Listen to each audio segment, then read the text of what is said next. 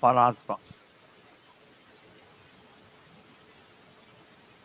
So let's start with the first area, जो कि environment for public financial manager है. There we are going to look at uh,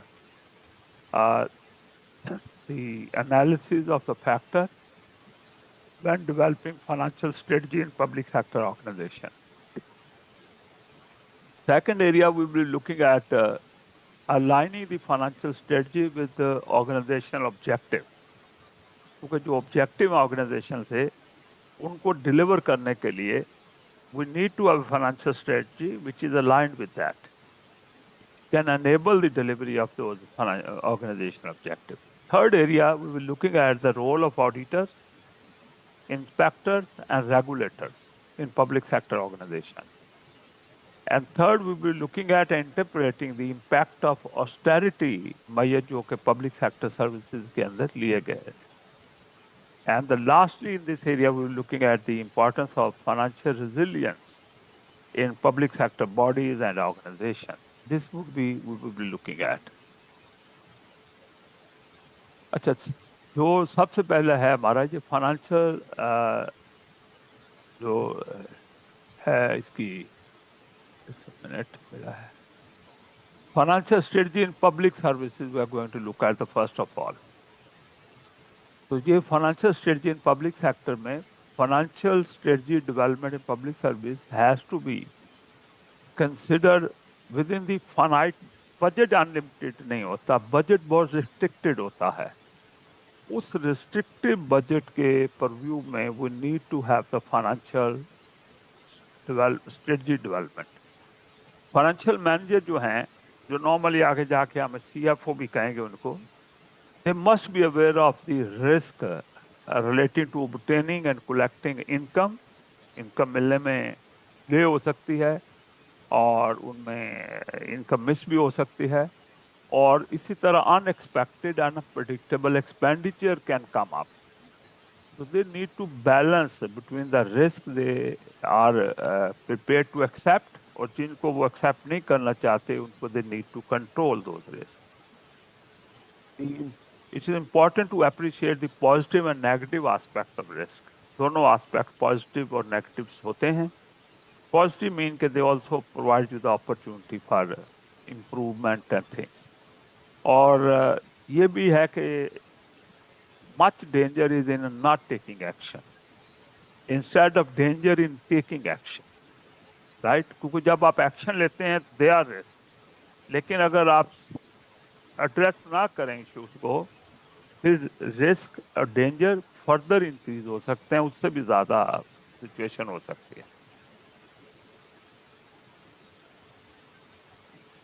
And then we are going to look at the role of government in strategic development. It's vary country to country. In some country, government has more interference. In some country, the government has less interference. More openness is there. So most public sector organizations rely on some central government funding.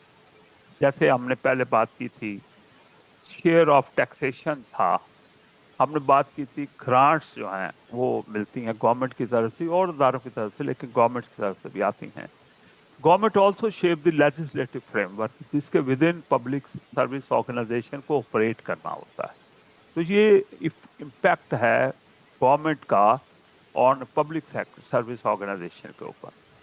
तो central government fund जो हैं to public sector organisation और इसी तरह उनके जो legislative है, हमने ऊपर दो ही बातें की हैं कि एक फंड्स आते हैं, दूसरा लीगल फ्रेमवर्क वहां से आता है.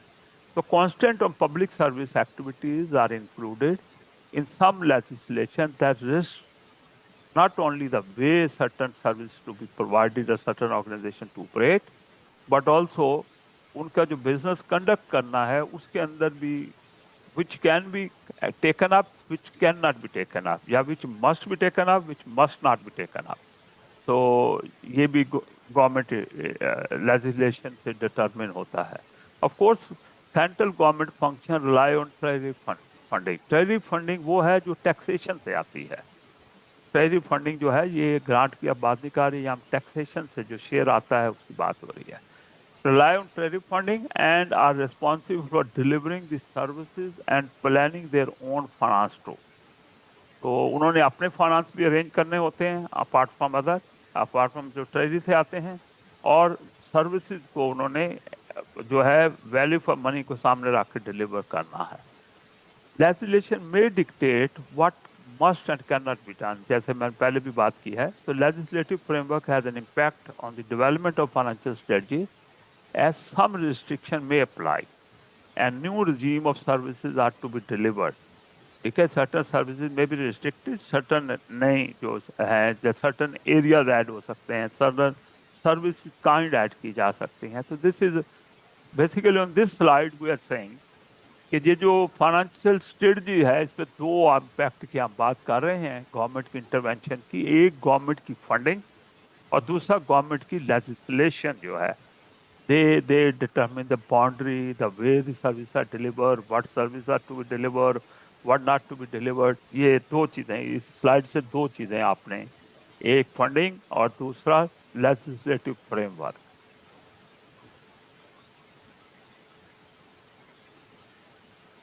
Role of government in strategy development, we are continuing. Example of change in the government legislation include public health responsibility of local authorities and health services।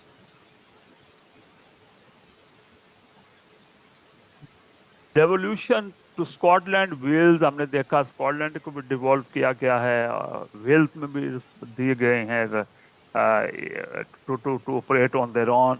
इस नॉर्दर्न आयरलैंड को भी दिया गया है, बल्कि कुछ प्रेशर आए हैं कि कुछ और इंग्लिश रीजन को जो इंग्लैंड के अंदर हैं उनमें भी डेवोल्यूशन आनी चाहिए, वहां भी अथॉरिटी देनी चाहिए अपनी स्पेंडिंग की, अपनी डिसीजन मेकिंग की।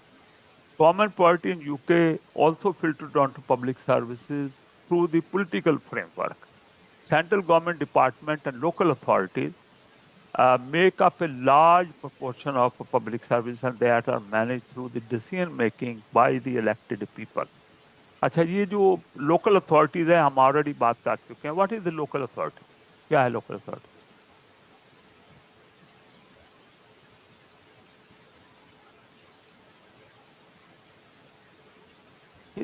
ये कौंसल और बोरो जो है इनको हम कह रहे हैं लोकल अथॉरिटी, राइट, जिसके जरिए जो है वो लोकल सर्विसेज जो है दी जाती हैं। Okay, central government in UK influence the strategy development across the public sector through its own policies and agenda. Labour government होगी, डिफरेंट एजेंडा फोकस होगा, कंजर्वेटिव होगी, डिफरेंट होगा। Country this power is strong, but since the devolution of the power to the Wales and Scotland in 97, ये मैं पहले बात की थी, growing support for similar devolution of power to regional basis as well. तो बहुत से रीजन है इंग्लैंड के, तो उन रीजन बेसिस पे वो पावर की बात हो रही है। ओके, तो स्टेक होल्डर जो हैं दे आर, स्टेक होल्डर का इम्पैक्ट ऑन स्ट्रेटजी क्या है? स्टेक होल्डर क्या है? पहले तो stakeholder defined as those individual group that is there for the organisation, जो ऑर्गेनाइजेशन पे डिपेंड करते हैं और इस तरह जो है फुलफिलिंग देयर गोल, और उसी तरह in turn the organisation also depends on that. Basically मैं बताऊं कि जो स्टेक होल्डर हैं, मैं अपनी वर्डिंग में कहूँ, वो जो कि किसी ऑर्गेनाइजेशन डिसीजन से अफेक्ट होते हैं या वो लोग जो उसके डिसीजन को इफेक्ट करते हैं, ये स्टेक होल्डर ब्रॉडली हम कह रहे हैं। तो यहाँ ये कहा जा रहा है कि वो ग्रुप्स या इंडिविजुअल जो डिपेंड करते हैं ऑर्गेनाइजेशन के ऊपर अपने ऑब्जेक्टिव गोल्स के लिए, और इन टर्न जो है ऑर्गेनाइजेशन भी डिपेंड करती है उनके ऊपर। तो as with any business, private sector हो, पब्लिक सेक्टर हो, पब्लिक सर्विस ऑर्गेनाइजेशन है many different stakeholder. Private sector में मैनी डिफरेंट स्टेक होल्डर हैं, कुछ इंटरनल होते हैं, कुछ एक्सटर्नल होते हैं। सिमिलरली यहाँ भी कई कन्फ्लिक्टिंग एक्सपेक्टेशन रखते हैं जिनके गोल एक दूसरे से कॉन्फ्लिक्ट करते हैं। Public service organisation tend to have a larger number of influential stakeholder with conflicting interest than the private sector। क्यों ज्यादा है? कि इसलिए कि वो अकाउंट ना सिर्फ सर्विसेज से सेटिस्फाई होना चाहते हैं बल्कि अकाउंटेबिलिटी भी करते हैं। जबकि प्राइवेट सेक्टर में अकाउंटेबिलिटी का एलिमेंट उतना स्ट्रांग नहीं है, जबकि पब्लिक सेक्टर में अकाउंटेबिलिटी है। तो two thing, one their expectation, their need meeting, and number two the accountability urge जो इनके अंदर है। Public service organisation tend to have a larger number with conflicting interest, and then private is important to map। इसलिए ये important है कि आप map करें स्टेक होल्डर को। मैप करें, मैप का मतलब है ये देखें कि किसका कितना इंटरेस्ट है, कितना इन्फ्लुएंस है, पावर है। Two things we need to look at. So key difference between the public private sector stakeholders is that those are the public sector organizations not only interested in the product and services but also the accountability, जैसे मैंने कहा, of the public spending की accountability भी। The public service the providers are under pressure to provide value for money services। मैंने value for money की आपसे पहले बात की थी। value for money, efficiency, effectiveness, economy, three words के ऊपर थे कि बेस्ड होनी चाहिए। So it's a two-way communication with the stakeholder, which is critical to ensure that the need of customers are understood and they are carefully listened, and stakeholders are involved in designing of the service।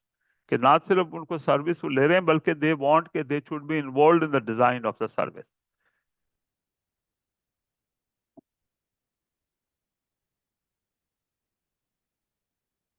अच्छा, इसके बाद जो हम ये stake holder mapping की बात कर रहे हैं, स्टेक होल्डर का इफेक्ट ऑन स्ट्रेटजी की बात कर रहे हैं। Stakeholder in public sector have no choice in using this service, क्योंकि उन्हें बहुत सी सर्विस हैं जो सिर्फ पब्लिक सेक्टर ही वहां देता है।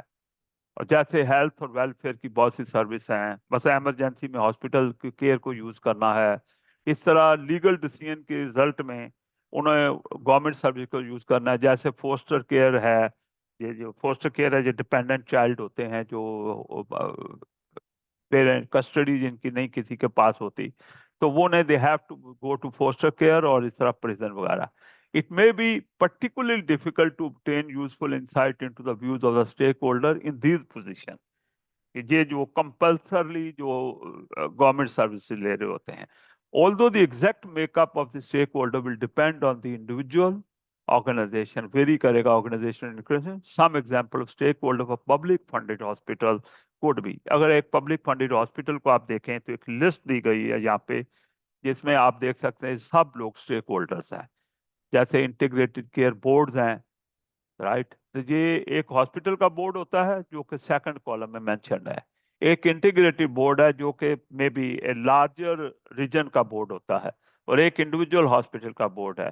ये लार्जर बोर्ड है, मे बी लाहौर का कह लें, सिटी बेस्ड कह लें, राइट, या प्रोविंस बेस्ड कह लें, या एक डिवीजन बेस्ड कह लें, और जबकि एक इंडिविजुअल यूनिट हॉस्पिटल का बोर्ड है। तो इस तरह लोकल अथॉरिटीज हैं, जो काउंसिल जो हमने कहा है, हॉस्पिटल स्टाफ है, सेंट्रल गवर्नमेंट्स हैं, लॉबिंग ग्रुप्स हैं, यूनिवर्सिटीज हैं जहाँ रिसर्च होती है, यहाँ से वो कोऑर्डिनेट किया जाता है, एम्बुलेंस प्रोवाइडर्स हैं, जनरल प्रैक्टिशनर हैं, लोकल कम्युनिटीज है, लोकल एंड वॉलंटरी ऑर्गेनाइजेशंस हैं, केयरर हैं जो केयर प्रोवाइड करते हैं, जो इसमें नर्सेज भी हो सकती हैं और डॉक्टर्स भी हो सकते हैं। तो एडमिनिस्ट्रेटिव स्टाफ दूसरी तरफ है, जो कहा गया था हॉस्पिटल स्टाफ, वो एडमिनिस्ट्रेटिव स्टाफ की बात हो रही है।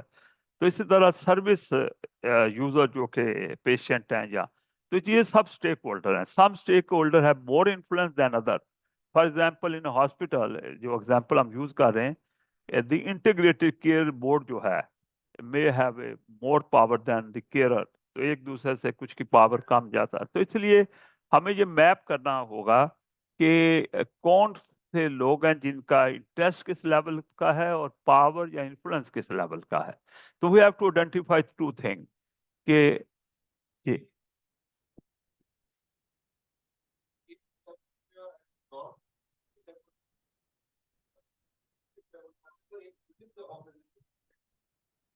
देखिए, मैंने सिर्फ एक जगह पे डिफरेंस किया है आपको, बाकी आप देखेंगे एक गवर्नमेंट है, सेंट्रल गवर्नमेंट है, राइट, वो भी इंटरेस्टेड, क्योंकि पॉलिटिकल इम्पैक्ट उन पे आते हैं सारी चीज़ों के।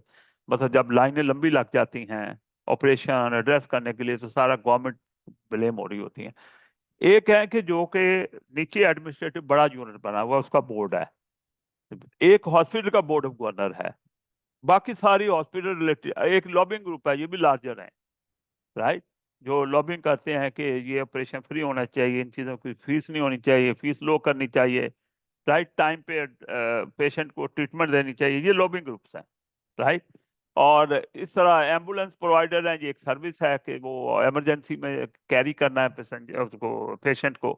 तो ये मुख्तलिफ लोग हैं जो कि इस हेल्थ केयर में अटैच्ड हैं, ये उनके मुख्तब है। तो जाहिर है कि उनके लेवल भी जैसे हॉस्पिटल बोर्ड से इंटीग्रेटेड केयर बोर्ड का लेवल ज्यादा ऊंचा है, वो ज्यादा स्ट्रेस रखता है या स्ट्रेंथ है, उसके पास ज्यादा इंटरेस्ट है, इन्फ्लुएंस है, राइट। तो ये मुख्तलिफ हैं लोग जो जो किसी भी लोकल कम्युनिटी है, जिस एरिया में हॉस्पिटल है वो कम्युनिटी भी है, क्यों कि हम बाहर रहते हैं, देखते हैं कि ये अगर हॉस्पिटल करीब है तो प्रॉपर्टी की वैल्यू ज्यादा अट्रैक्टिव होता है कि यार in case of something, God forbid, there is a hospital around, तो ये चीजें होती हैं जी। ठीक है।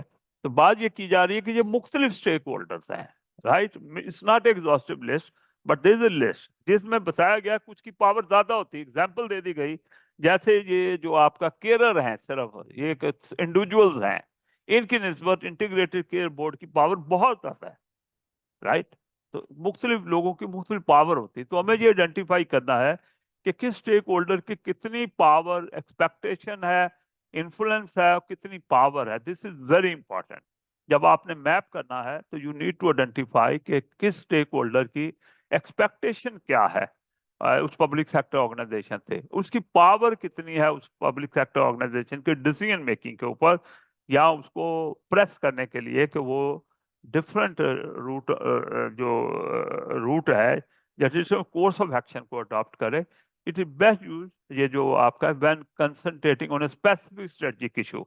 अच्छा, जब भी आपने करना है एक स्ट्रेटजिक स्पेशल स्ट्रेटजिक इशू को सामने रखना है, स्ट्रेटजिक इशू जो ज्यादा फंडामेंटल और लॉन्ग पर्सपेक्टिव, राइट, और ब्रॉडर एक इशू है, उसको सामने रख के फिर एनालाइज करते हैं कि किसकी एबिलिटी जो है वो ज्यादा है। उस इशू को स्पेसिफिक इशू को माइंड रख के आप देखेंगे कि उसके अंदर किस पावर स्टेक होल्डर की जो है इन्फ्लुएंस कितना है, पावर कितनी है, देन स्पेसिफिक इशू को सामने रखते हुए द पावर इंटरेस्ट मैट्रिक्स जो हम बनाएंगे, अभी देखेंगे आप, approach the stakeholder mapping, consider the perceived power of each group of stakeholders set against their interest level to evaluate the impact each stakeholder group may have on the organization's strategic planning. तो basically ये influence और interest दोनों जो है जो strategic planning of that organisation को effect करते हैं। जैसे इंटरेस्ट, हाउ इंटरेस्ट है कि how interested is each stakeholder group to impress its expectation on the organization purpose and choice of the strategy, right. तो किस हद तक उसका इंटरेस्ट है उसको वॉच करते हैं, यानी कि उसकी पॉलिसी के ऊपर they are very much concern. और दूसरा है कि पावर मीन टू इन्फ्लुएंस दो स्ट्रेटजी ऑब्जेक्टिव डिसीजन को जो इन्फ्लुएंस कर सकें। तो टू थिंग्स है, एक उनकी पावर जिसको इन्फ्लुएंस भी कहते हैं, एक उसका इंटरेस्ट जिसको एक्सपेक्टेशन भी कहते हैं। तो we will be mapping both those. तो अच्छा, अब इसमें एक तो एरर आपको बता दूं, एक एरर है यहाँ पे इसके, ये जो नीचे लिखा हुआ हाई, ये हाई नहीं है, ये लो है, ये लो है, और ये जो हाई लो लिखा हुआ है ये हाई है।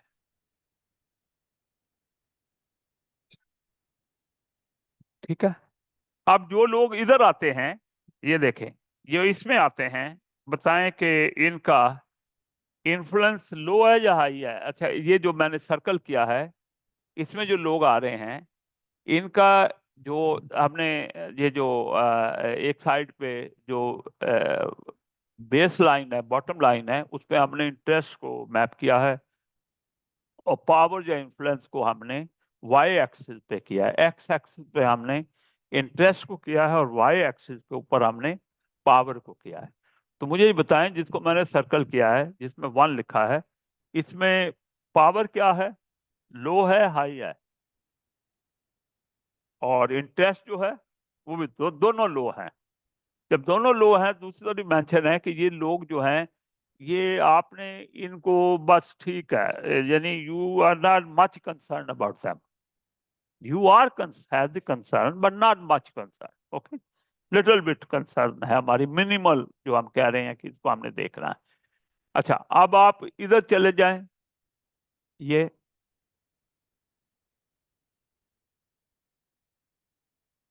इनका इंटरेस्ट कम है but they have more power, high power.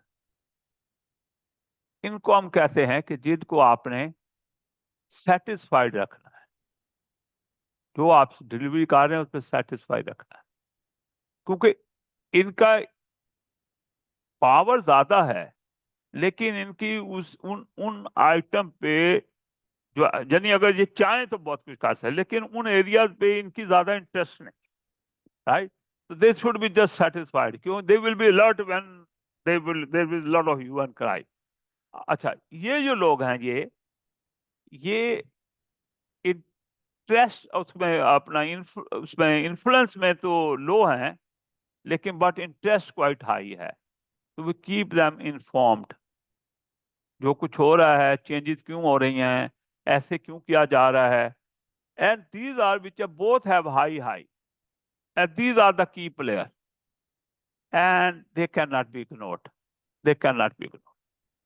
तो ये basically this is stakeholder mapping जो आप डिसाइड आपको हेल्प करेगी in in developing this proper strategy, okay.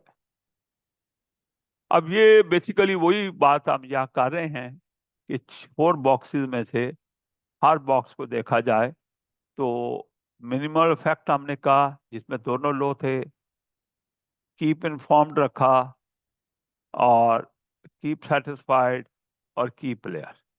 अब की प्लेयर में अगर देखें तो stakeholder are assessed to have a high level of both the power and interest, acceptability of an organisation strategy is very crucial, इनके लिए इसका acceptable, तो लिहाजा whenever make a policy mind में रखते हैं कि these people should be consulted more, satisfied more, their input to be taken in, right, highest level, इसमें के they are also feel okay, they should be, but they are not that powerful strong than that, right? इनको पता हो कि क्या हो क्या रहा है, that's what they, इधर आपको कुछ ज्यादा करने की जरूरत नहीं रहती, तो that's where जब स्ट्रेटजी डेवलप की जाती है तो ये स्टेक होल्डर की mapping is very important, okay, that's called power and interest matrix.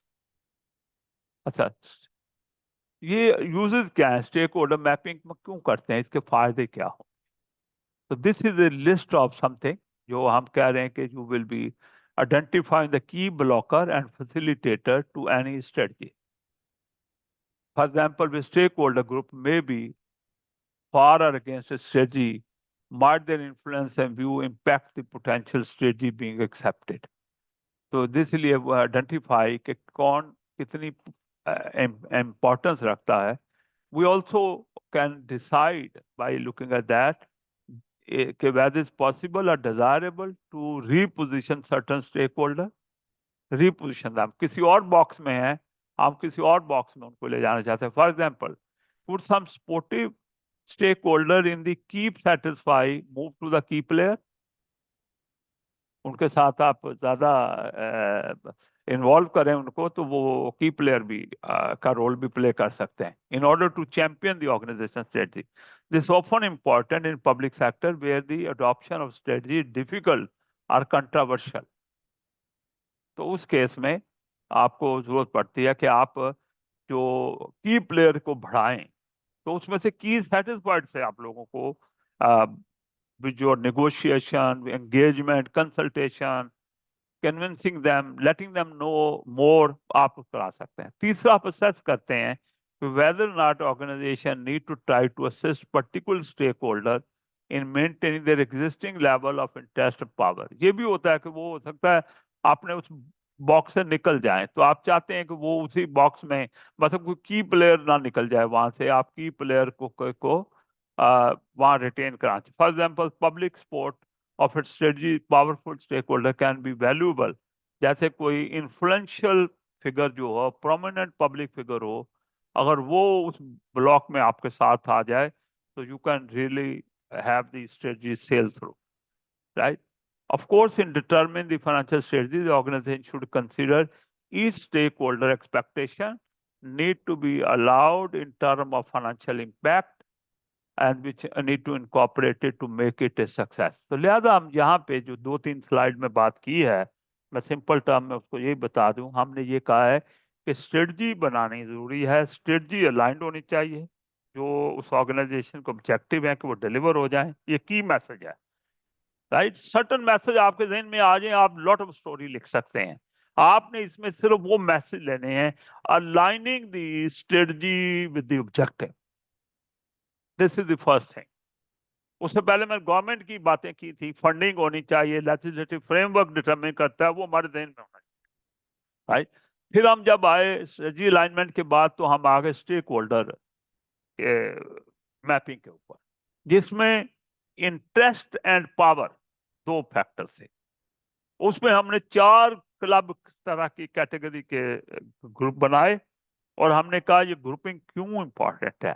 तो हमने ये बताया कि ये ग्रुपिंग इसलिए इंपॉर्टेंट है कि आपने अपनी जो पॉलिसी है उसको अप्रूव कराना है, उस पॉलिसी को आपने आगे लेके चलना है, उसके लिए आपको तो ये उन ग्रुप में से आपने आइडेंटिफाई करना है कि ब्लॉकर और फैसिलिटेटर कौन है। फिर आपने देखना है कि अगर किसी को आपने मूव करना है एक ग्रुप से दूसरे ग्रुप में, या तीसरी चीज ये है कि आपने प्रोमिनेंट पब्लिक फिगर्स को वहाँ पे इंटरेस्टेड पर करना है, तो वो जाहिर है कि उनके होने से बहुत सी चीजें इन्फ्लुएंस हो जाती हैं। तो this is what is the stakeholder mapping की बात हमने की, इसके यूजेस क्या हैं। अब स्टेक होल्डर कंसल्टेशन की बात कर रहे हैं, तो फर्क आएगा, मैपिंग हमने करके देख लिया हु इज हु, अब कंसल्टेशन है, अब कंसल्टेशन में और एंगेजमेंट में फर्क होगा। हम थोड़ी देर बाद स्टेक होल्डर एंगेजमेंट की बात भी करेंगे। तो कंसल्टेशन समटाइम कंपल्सरी है, बाय लॉ रिक्वायर्ड होती है, और मोस्टली यूजुअली कंसल्टेशन होनी चाहिए।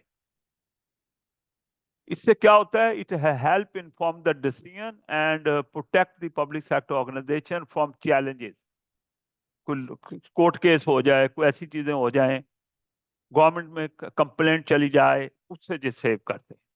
In the absence of statutory rule, अगर कंपल्सरी नहीं है, द कंसल्टेशन शुड बी, अगर कंपल्सरी है तो बताया जाएगा किस स्टेज पे होनी है, क्या उसपे। तो अगर कंसल्टेशन कंपल्सरी नहीं है तो it should be at a formative stage पे, शुरू से ही इन्वॉल्व कर लेना चाहिए लोगों को, जब फॉर्मेटिव स्टेज ऑफ प्रपोजल होती है। Should give enough detail and reason ताकि स्टेक होल्डर जो है प्रॉपर रिस्पॉन्ड कर सकें, उनको सामने रख के रिस्पॉन्ड कर सकें, और we should allow them the time and also the ways to respond, ताकि उनका रिस्पॉन्स आप तक आ जाए। वेज में भी मैं बात करूंगा कौन से मुख्तलिफ वेज हो सकते हैं। Consider response with open mind, जब रिस्पॉन्स आए तो उसको ओपन माइंड से कंसिडर करें। ये नहीं कि आप कहें ठीक है response just for the sake of getting response था, तो फिर ज्यादा सीरियसली फॉल बैक हो जाएगी अगर आपने उसको ओपन माइंड से कंसिडर नहीं किया। तो दिस आर दी प्रिंसिपल कि कंसल्टेशन करनी है, कंपल्सरी नहीं है तो कब करनी है, और उसके अंदर क्या स्टेप इंश्योर करने हैं। तो यही कंसल्टेशन की बात आप चलाएंगे जहाँ भी, stakeholder consultation basic rule is, ये जो अभी बातें वो रिपीट भी होंगी। Basic rule is that whether not public body was required to consult, ये लीगली था या नहीं, if it does so then it must comply with the following overarching obligation. तो फिर ये होना चाहिए, अनलेस के स्टैट्यूटरी रिक्वायरमेंट उसको सुपरसीड करे तो प्लांट करे, अदरवाइज इस तरीके से, अदरवाइज स्टैट्यूटरी तरीके से बताए जाएंगे स्टेप क्या होने चाहिए। तो इसमें consultant should be formative stage, already I said, give sufficient reason and detail ताकि लोग उसको अंडरस्टैंड कर सकें, और give sufficient time and route and to comment and respond. A response should be considered with open mind. Before finalizing any decision, you should look at and amend your proposal or your final decision in the light of जो consultation किया है उससे valid जो comments आपको मिले हैं। Simple and regular consultation example है relate to planning application. ये प्लानिंग एप्लीकेशन और एरिया एप्लीकेशन जो है ये है। अच्छा, ये क्या है प्लानिंग एप्लीकेशन और किसी एरिया में रोड बननी है, कोई इंफ्रास्ट्रक्चर आना है, ब्रिज बनना है, अंडरपास बनना है, ये प्लानिंग है। और दूसरा है जो एरिया प्लानिंग, ये क्या है? एरिया प्लानिंग ये है कि पूरा जिसको मास्टर प्लान कहते हैं, राइट, वो एरिया प्लानिंग है। इसको कमर्शलाइज कर देना है, इसको कमर्शलाइज नहीं करना, ये एरिया प्लान कहती है। तो इनमें बहुत ज्यादा जरूरत होती है कि आप कंसल्टेशन करें, राइट। तो किस हद तक करनी है, it depends on development of the property. एक कॉलोनी या बड़ा एरिया है, लोकेशन कौन सी है, बर्बन एरिया के साथ लगती है या मेन ऑफ सिटी का पार्ट है, तो that based on that the level of consultation is decided है। नहीं, देखिए, एक प्लानिंग है कि एक बिल्डिंग के लिए नक्शा पास करना है, तो उसमें घर 4 5 8 से इफेक्ट होते हैं उससे। एक एरिया प्लानिंग है जो वो आगे बात की गई है ना, एरिया प्लानिंग है, पूरे गुलबर्ग का कर रहे हैं आप। तो जो है, तो वो जो पहले वाली प्लानिंग है वो किसी एक पर्टिकुलर स्ट्रक्चर की बात की जा रही है, तो उसमें भी इतराज हो सकता है। पेट्रोल पंप आ रहा है, इतराज हो सकता है, राइट। लिसन किया जाता है, वो लोगों को सुना जाता है, कंप्लेंट क्या है उनकी इनपुट ली जाती है, कन्विंस किया जाता है, इंफॉर्मेशन दी जाती है। अगर वो कहें कि ये होगा, उनको कहते हैं कि अच्छा इसको हम नहीं होने देंगे, रिड्यूस कर देंगे। That's kind of okay. Stakeholder engagement versus consultation, ये मैंने यहाँ वर्ड कंसल्टेशन लिखना था, मैंने एंगेजमेंट ही दोबारा लिख दिया है। यानी वर्सेस कंसल्टेशन आप कह रहा हूं मैं, ये वर्सेस एंगेजमेंट वर्सेस कंसल्टेशन की बात करने लगा। दोनों में डिफरेंस क्या है? Consultations where public sector organization consciously invite the view from the interested party to take their views in consideration before finalizing the policy या strategy या taking a decision. जबकि in contrast जो है, engagement is more about providing clear and quality information. ये awareness देने के लिए होती है, एंगेजमेंट जो है ये अवेयरनेस देने के लिए। कंसल्टेशन डिसीजन मेकिंग में इनपुट लेने के लिए होती है, और जो एंगेजमेंट है ये सिर्फ इंफॉर्मेशन प्रोवाइड करने के लिए है, right. Clear and quality information and providing the opportunity to ask question, ये दो चीजें हैं, ठीक है।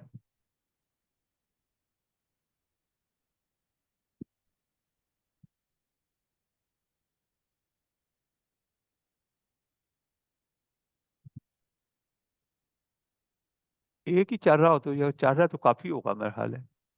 एक उसमें बंद कर दें, अगर ये चल रहा है तो एक काफी है। चलें ठीक है, देखें अगर काम हो जाता है, ठीक है। अच्छा, engagement is important specially when changes to service is being made. या चार्ज ला रहे हैं आप, या सर्विस को कट कर रहे हैं, या सर्विस की शेप को चेंज कर रहे हैं, as this help the customer understand why things are being changed or why they are going to happen. तो इसमें जो एंगेजमेंट के लिए आप करते हैं थ्रू, क्या होता है कि प्रेस रिलीज देते हैं, वेबसाइट पे आर्टिकल लगाते हैं, पोस्टर कंपेन करते हैं, सोशल मीडिया के ऊपर इंफॉर्मेशन देते हैं, मेल शॉट्स करते हैं। तो इस तरह allow the public sector organisation to communicate the information about changes. Further engagement might include face to face online presentation, town halls इसको कहते हैं, टाउन हॉल्स करते हैं, वहां लोग इकट्ठे रोड शो करते हैं, ठीक है। तो purpose is presentation to community and customer group to enable question to be asked and to be answered directly. तो ये engagement है। Stakeholder consultation engagement in relation to public sector, public financial strategy है, this is less regulated, open है, voluntary छोड़ा हुआ है। But in recent years, they have been example of the stakeholder consulting engagement about public spending, particularly in UK, in response to difficult financial climate. क्योंकि funding की shortage आई, तो इसलिए उन्होंने ज्यादा ब्लेम से बचने के लिए लोगों को ज्यादा इन्वॉल्व कर लिया फाइनेंशियल स्ट्रेटजी में, वरना फाइनेंशियल स्ट्रेटजी में लिमिटेड कंसल्टेशन और एंगेजमेंट होती रही है। ये हिस्ट्री ये है इनकी। लेकिन in these days more consultation, more engagement is involve. Stakeholder engagement can be undertaken a range of way. जो मैंने कहा था मेथड आपको बताए जाएंगे। ये जो एंगेजमेंट है, द टूल, कुछ बात पहले भी की है, the tool employed and the method use they can vary depending on the nature of consultation and nature of the stakeholder involved. Our engagement might be face to face, online, one to one, on a group basis, through questionnaire, online, telephone and voting button। ये इसका voting button, जैसे ये आजकल Gaza का है, तो Canadian society में क्या है कि आपको फोन आता है, तो वो आपको कहते हैं, मैसेज आ रहा होता है कि गाजा में ये हो रहा है, ये है, तो do you support this, are you are against this. तो आप बटन प्रेस कर, press A, press one, press two, that's voting हो जाती है, उनको कलेक्ट हो जाती है इंफॉर्मेशन व्हाट दे वांट। तो that's the voting button. Submission of return objection और कमेंट, फ्री टाइप जो मर्जी लिख के भेजें, उसको ओपन होता है। ठीक है, साथ साथ ऑब्जेक्शन जो प्लानिंग एप्लीकेशन को, वो मैंने कहा एक बिल्डिंग बननी है, उसका 25 फ्लोर का अप्रूवल हो रही है, तो आप उसके बारे में लिख के भेजें। ऑरल डिलीवरी और ओपिनियन, ऑरल डिलीवर ओपिनियन, जैसे मीटिंग होती है तो उसके अंदर बात कर रहा है, बता रहा है, बोल रहा है। और return are digital material deliver to the stakeholder and through representative group, जैसे यूनियंस होती हैं या जैसे ग्रुप बने होते हैं, वेलफेयर ऑर्गेनाइजेशन बनी होती हैं, जैसे टेनेंट का फोरम है कि ग्रुप की एग्जांपल दी गई है। इस तरह पेशेंट ग्रुप्स होते हैं एंड सो ऑन, बहुत से ग्रुप, कंज्यूमर ग्रुप्स होते हैं, राइट। स्कूल यूजर्स ग्रुप्स होते हैं, जो एजुकेशन जिनके बच्चे ले रहे होते हैं, तो they are all can be part of that. तो इसमें कंटिन्यू विद दी तीन चीजें बात हम करने लगे हैं, स्क्रूटनी, ट्रांसपेरेंसी एंड अकाउंटेबिलिटी। अभी पॉलिसी बनाने की बात की हमने अभी तक, stakeholder mapping, engagement, consultation, ये बातें की हैं। अब हम बात करने जा रहे हैं कि जब ये पॉलिसीज होती हैं, इन पे अमल होता है, इनकी इम्प्लीमेंटेशन होती है, तो स्क्रूटनी चाहिए, अकाउंटेबिलिटी चाहिए, ट्रांसपेरेंसी चाहिए, इम्प्लीमेंटेशन वगैरह में is essential in public sector. तीनों चीजें, those who are responsible for the conduct of public business and for spending of public money need to be accountable for ensuring that the public business is conducted in accordance with the law and the proper standards, and they must be ensured the public money is safeguarded and accounted for and used economically, efficiently, effectively। ये है सारी चीजें जिसके लिए scrutiny, accountability, transparency, तीनों चीजें आ जाती हैं। So let's look at first the scrutiny. Under the Localism Act, जो कहता है लोकल लोगों को इन्वॉल्व करें, लोकल लोगों को पॉलिसी मेकिंग में लाएं, और सब में act were able to establish a cabinet or executive with a system of scrutiny committees. The purpose of these is to review the decision and strategy independently for those proposing them and challenge the integrity, impact, alignment with priority outcome। जैसे मैंने कहा था, alignment होनी चाहिए with objective, कि क्या वो थे कि नहीं, ऑफ द डिसीजन और स्ट्रेटजी। तो ये है स्क्रूटनी, इंडिपेंडेंट, राइट। इंडिपेंडेंट को देखा जाए, प्रोब किया जाए, और देखा जाए कि उसमें इंटेग्रिटी और उसका जो इम्पैक्ट आया है और जो उसकी अलाइनमेंट थी with objective was there in place. This can include calling in, यानी कुछ रिव्यू के लिए calling in decision for further consideration, right, review जो होता है। Central government UK uses the select committees, हमारे यहाँ भी आपको पता पाकिस्तान में सिलेक्ट कमेटी यूज होती है, select committee to scrutinise the decision and strategy development. In other public service organizations, similar scrutiny panel and committees are formed and they exist. तो basic इसके लिए पैनल, स्क्रूटनी कमेटीज और बनाए जाते हैं, ताकि इस चीज को देखा जाए कि जो डिसीजन मेकिंग की गई है वो टेस्ट जो है उस पर पूरा उतरती थी। That's a scrutiny. Transparency code 2015 आज ट्रांसपेरेंसी डील करते हैं, influence of central government on local government activities। Yeah, the code was issued to meet the government's desire to place more power in citizens' hand। ताकि वो उनको सामने आए, openness हो कि डिसीजन कैसे किए जा रहे हैं, स्पेंडिंग कैसे की जा रही है, और डेमोक्रेटिक अकाउंटेबिलिटी इंक्रीज की जाए, make it easier for local people to contribute to the local decision making process and help share the public services, उसके अंदर इन्वॉल्व हों. This is what the transparency is the foundation of local accountability and the key that gives people the tools and information they need to enable them to play a bigger role in society. Availability of data can also open new market, new avenue for local business या जो organization है.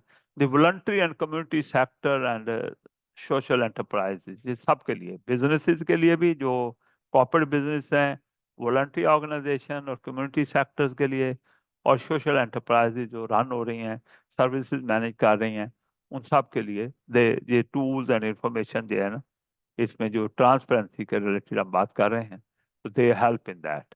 These are the basic purpose of government to bring the transparency, the three factor. ठीक है, placing more power in citizen hand, increasing democratic accountability, making it easier for local people to contribute. ठीक है, ताकि local decision making में और बल्कि product और decision में इन्वॉल्व होना उनका, नॉट ओनली कंट्रीब्यूट. ठीक है, तो that transparency. And now we're looking at accountability. Three term. अब मैंने आपको मैसेज दे रहा हूँ. हमारे इसका मकसद ये है कि you should look at कि decision making हो गई, stakeholder mapping हो गई.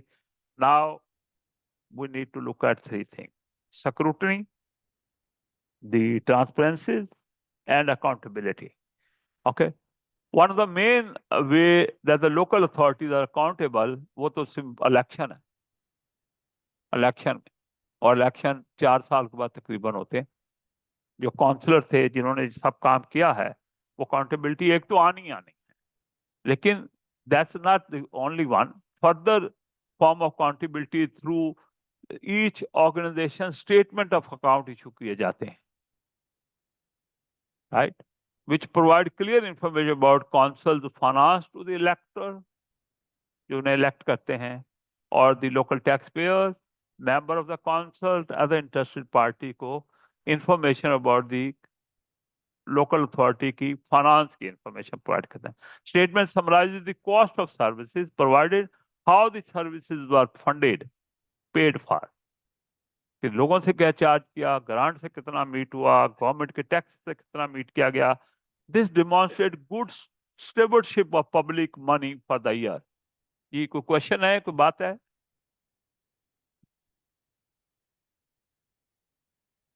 ओके, तो this is basic point of view. के दूसरा है कि एक तो इलेक्शन होते हैं, लेकिन इलेक्शन के साथ साथ ये एनुअल जो स्टेटमेंट ऑफ अकाउंट्स है वो इशू होनी चाहिए.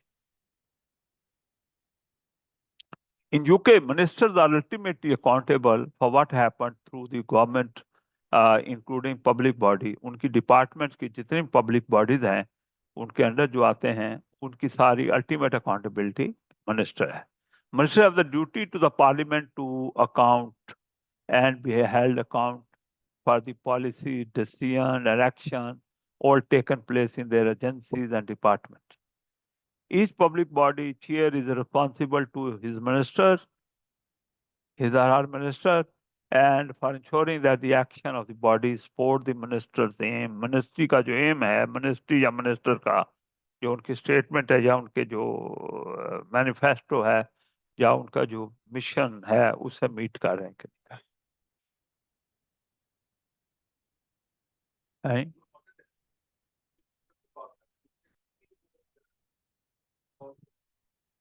नहीं, ये जो अकाउंटेबिलिटी अल्टीमेटली जाएगी किस तक? Ultimately who will be held responsible, right?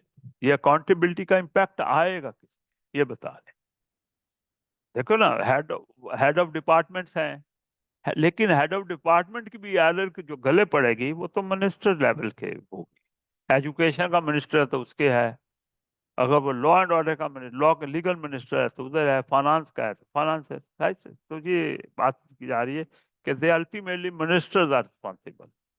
जो अकाउंटेबिलिटी थ्रू पार्लियामेंट होती है वो मिनिस्ट्री लेवल पे, मिनिस्ट्री बेसिस पे।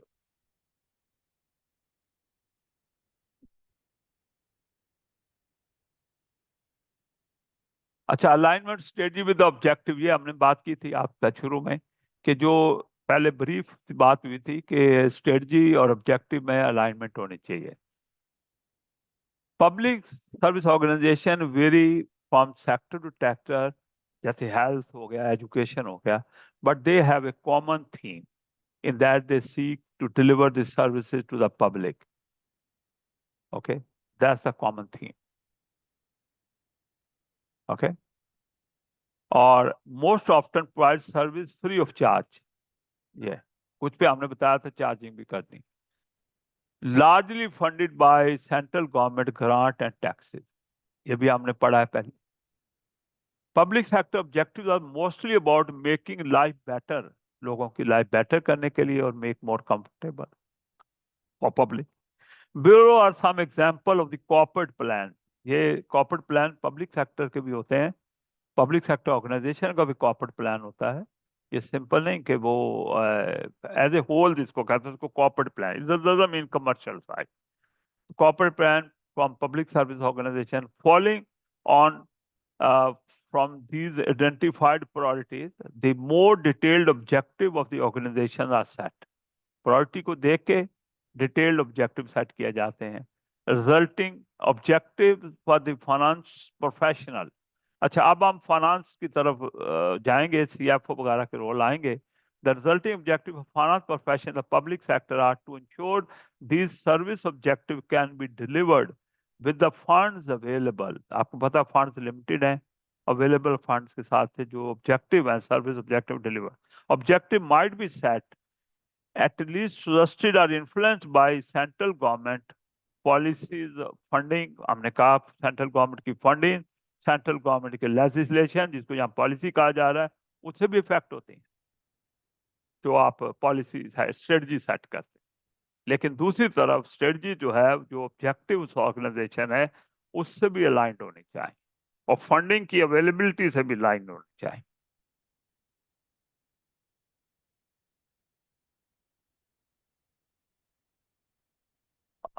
Alignment of strategy and objective continue. Public survey funding is limited. आपने पहले भी आपको कहा कि इसमें शॉर्टेज होती है, ये अनलिमिटेड नहीं होती। So financial manager of the organisation must lead to drive the bid. अच्छा, ये है कि ये they should drive for the bids for alternate additional funding. जैसे ग्रांट कई जगह से, तो उसके लिए उन्होंने प्रपोजल डालनी चाहिए, उसको विन करना चाहिए। डोनेशन के लिए उन्हें एक्टिव होकर डोनेशन लेनी चाहिए। पोटेंशियल चार्जिंग जो स्ट्रेटजीज है, जी चार्जिंग स्ट्रेटजी डिजाइन करनी चाहिए, क्योंकि पब्लिक फंडिंग लिमिटेड होती है, तो लिहाजा उन्हें एडिशनल फंडिंग। एडिशनल फंडिंग के तीन तरीके हैं। एक, ग्रांट के लिए प्रपोजल डालें, वहां से ग्रांट को विन करें, कंडीशनल होती हैं ग्रांट। डोनेशन जो जनरल पब्लिक से ली जा रही होती हैं वो लें, अगर हॉस्पिटल है तो जैसे हमारे यहाँ रमजान के करीब बहुत बड़ी ड्राइव चलती है, तो राइट, तो इसी तरह they also have to. The role of the financial manager is to manage the trade off between delivering the service and ensuring the sufficient funding. ये ट्रेड ऑफ है, फंड कम होंगे सर्विस पे इम्पैक्ट आएगा, तो they have to have a trade off in these two thing, funding और services, right, जो deliver कर रहे हैं। क्वालिटी भी कह सकते हैं, क्वांटिटी, दोनों चीजें हैं, डिलीवरी में हम बात करेंगे। By way of contrast, the private sector जो है free to set their own objective and are likely to focus on growing their market share, उनका ये है, and maximizing the profit, ये private sector है। जबकि public sector is different. Some organizations do take their corporate social responsibility. हाँ, private sector के अंदर ये जरूर है कि कुछ ऑर्गेनाइजेशन CSR पे वर्क करती हैं, very seriously they take the CRS, और जितने भी उनकी फाइनेंशियल स्ट्रेटजी या डिसीजन होते हैं उसमें सीआरएस रिफ्लेक्ट होता है, और उसकी जो सीआरएस की कॉस्ट है उसको अकोमोडेट किया जाता है। तो result from sustainable socially responsible working method, right, ये अडॉप्ट करती है प्राइवेट सेक्टर। और इसमें जरूरी नहीं कि वो मेथड फिर लो कॉस्ट हो, उनकी कॉस्ट भी हाई हो सकती है एज कम्पेयर टू सेविंग करने जाएं तो उसमें ये वाले प्रॉब्लम तो जो है कंप्रोमाइज हो जाएंगे, सीएसआर वाले।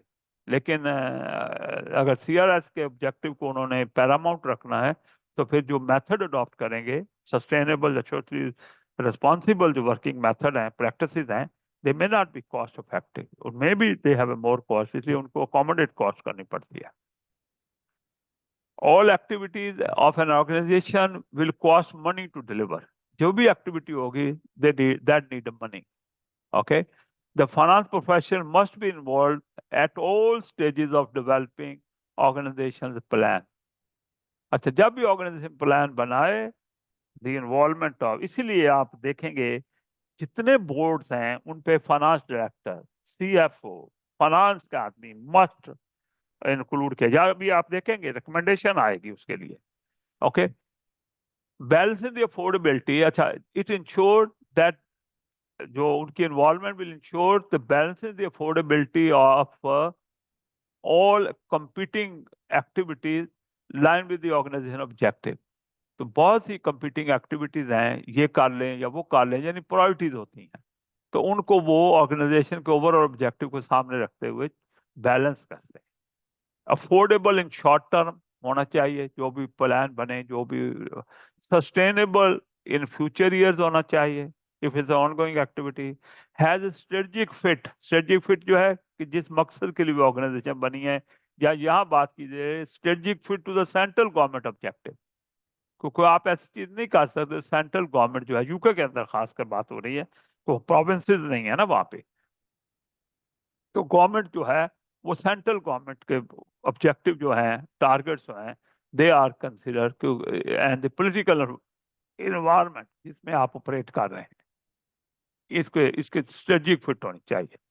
And they finance professional also ensure कि they meet the legal requirement of funding criteria. जो कंडीशन लगी हुई हैं, जो लॉ में रिक्वायरमेंट्स हैं उस फंडिंग को यूज करने की, they are being complied with. Specially grant मिलती हैं जिसको कंडीशनल ग्रांट कहते हैं, तो उसकी वो कंडीशन मीट नहीं होगी तो ग्रांट कॉल बैक हो जाएगी या नेक्स्ट टाइम नहीं मिलेगी। तो फाइनेंशियल स्ट्रेटजिस्ट जो है must also ensure that the decision making bodies understand the financial implication for the decision in the short, not only but also the long term, and also not only internal constraint, external constraint को सामने रखते हुए। तो जहां finance professional की strategic making में involvement की importance की बात कर रहे हैं, ऑल एक्टिविटीज जो है उसके अंदर मनी कॉस्ट होती है, फाइनेंस का एलिमेंट आता है, they has to be, this is what is being यहाँ पे जो कंटेस्ट किया जा रहा है या स्ट्रेस दी जा रही है, इन्वॉल्वमेंट ऑफ फाइनेंस प्रोफेशनल होनी चाहिए। Even when expenditure reduction are the primary focus of the organization, के एक्सपेंस रिडक्शन करने, ऑस्टेरिटी करनी है, even that is the focus, लेकिन फिर भी ये देखना पड़ेगा कि जो रिडक्शन जो है इनका इम्पैक्ट जो है, consider through out the implication of that on the services और वाइडर कम्युनिटी, ये सोचना पड़ेगा। एक्सपेंडिचर रिडक्शन अगर जहाँ प्राइमरी फोकस हो, वहां पे द ऑर्गेनाइजेशन कॉर्पोरेट प्लान जो है उसमें इंपॉर्टेंट है कि इस रिडक्शन जब करनी है इसके इफेक्ट को कंसिडर करना होगा। क्वालिटी इफेक्ट होगी, या सर्विसेज का लेवल इफेक्ट होगा, या फ्रीक्वेंसी इफेक्ट होगी, वाइडर कम्युनिटी पे क्या उसका इम्पैक्ट होगा। As a result an organisation financial strategy and operation objective must be develop in tandem, hand in hand. Financial strategy एक बात हो रही है, ऑपरेशनल ऑब्जेक्टिव दोनों की, ऑपरेशनल साइड जो है often इंटरेटिव adjustment, regular adjustment to be made over the time to bring them in alignment, right? Basically वो दोनों को फोकस करना है और उनमें रेगुलर एडजस्टमेंट आके they will have to bring them in alignment. Okay, maintaining a match between the objective and capabilities of the organization. Capability में skills भी होती हैं, कैपेबिलिटी में फाइनेंशियल रिसोर्सेज भी होंगे, and is external opportunity and threat. Is the primary goal of the successful financial strategy, कि इनमें match रखना है, इनको बैलेंस रखना है, मैच करना है चीजों को, ऑब्जेक्टिव को, कैपेबिलिटी को, एक्सटर्नल अपॉर्चुनिटीज को, थ्रेट्स को, इन सब को। ये this is the challenge for the finance professional. If it is to be successful, strategic financial planning has to be embedded in a broader corporate and business planning process. Thinking about the organization long-term health, capacity, and capability is critical. The financial strategy should support the organization to being fit for purpose, इस objective के हिसाब से well equipped to fulfill its long-term role sustainably and successfully. That's it. So this is what the ultimate objective of finance professional should be. कि उन्हें objective को financial strategy को match करके चलना है, राइट? उसमें ऑब्जेक्टिव और कैपेबिलिटी, अपॉर्चुनिटी, थ्रेट्स, इन सब को। और जब उन्होंने फिर लॉन्ग टर्म थिंकिंग, जिसमें हेल्थ ऑफ द ऑर्गेनाइजेशन, जब हेल्थ कहते हैं तो फाइनेंशियल हेल्थ की बात हो रही है, capacity to deliver, capability to act upon, they are all crucial areas. इन सब को देखते हुए fit for the purpose, well equipped, not only short term, long term survival के लिए, सक्सेसफुल डिलीवरी के लिए we need to look at. अच्छा, ये जो लिमिटेशंस हैं कुछ अलाइनमेंट ऑब्जेक्टिव के अंदर, long term financial planning difficulties are further exacerbated in some public service organisation by, ये दो प्रॉब्लम्स हैं, इन पे लिमिटेशंस हैं। ये दो लिमिटेशन की बात हो रही है। एक इकोनॉमिक साइकिल की बात हो रही है। Some grants are awarded annually agreed basis पे, और बहुत सी उनमें से लेट ऑफ द ईयर तक कंफर्म नहीं होती। ये इकोनॉमिक साइकिल है, ठीक है? ये आप रमजान की मैंने बात की थी आपसे, ठीक है? सारे वेट कर रहे होते हैं रमजान में, राइट? सब फिर निकल पड़ते हैं उस वक्त, कंपटीशन आ रहे होते हैं उस वक्त, राइट? तो इसी तरह वहां भी इकोनॉमिक सर्कल रहा है।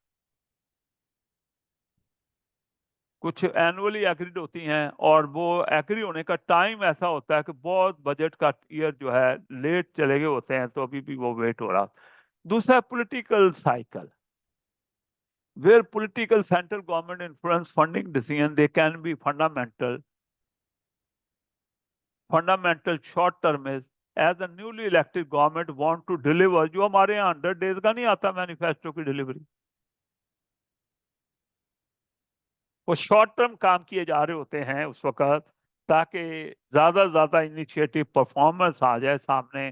तो ये elected government want to deliver their manifesto promises, they may be unwilling to make unpopular decision at that stage, they may benefit the long term, हो सकता है unpopular अभी हो, लेकिन long term benefit such a tax increases or investment in infrastructure but might affect their choices of being re-elected।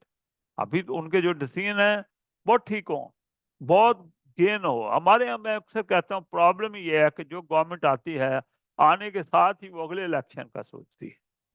इसलिए कोई, ये everywhere किसी में कम है, किसी में ज्यादा है। यूके में भी अभी लेबर गवर्नमेंट आई है, ये अगले इलेक्शन के लिए सारे काम शुरू अभी से करें, और अनपॉपुलर डिसीजन नहीं लेंगे, जिसको सर्जरी हम कहते हैं। तो that is what the political cycle है, राइट? और मोस्ट ऑफ कंट्रीज में वो कहता है 4 से 5 साल तक का वो उनका टर्म होता है, इसलिए they are force to take a short term view. अच्छा, alignment of strategy and objective, बहुत बड़ा फोकस हमारा ये है। Good policy decision should take into account long term benefit of the stakeholder, that is the golden principle, कि long term benefit को देखना चाहिए। ये 3 एग्जाम्पल दी जा रही है आपको, आप देखिए कि अर्ली ईयर फंडिंग जो है can give a high return in tackling child poverty and the associated social and economic cost later in the life. और बच्चों को शुरू में केयर, नर्स, न्यूट्रिशन और ये वो सारी केयर उसकी की जाए, तो वो लेट ईयर जो बर्डन आने हैं उनके, जो हेल्थ के सोशल बर्डन आने हैं, इकोनॉमिक कॉस्ट उसकी आनी है, वो एड्रेस हो जाए। इसी तरह investment in education for good nutrition, awareness देना गुड न्यूट्रिशन क्या है, एक्टिव और हेल्दी लाइफस्टाइल क्या है, गुड डाइटरी हैबिट्स क्या होनी चाहिए, इस पे इंफॉर्मेशन एजुकेशन देना जो है could reduce the chance of chronic diseases like the type 2 diabetes और हार्ट डिजीज वगैरह।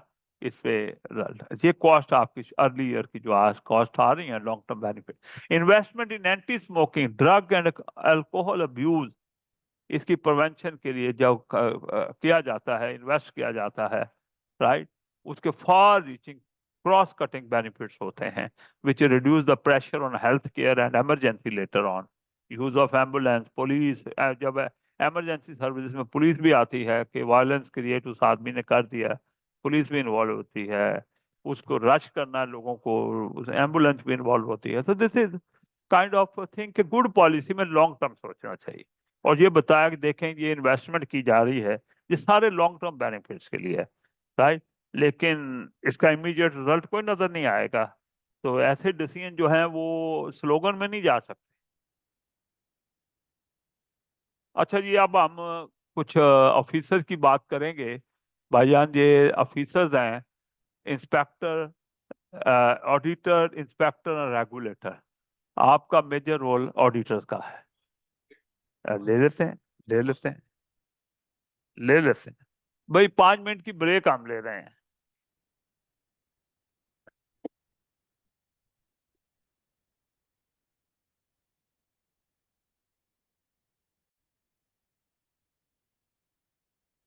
देगा उधर से। जी, जूम से बता देंगे कि कैन यू हेयर मी?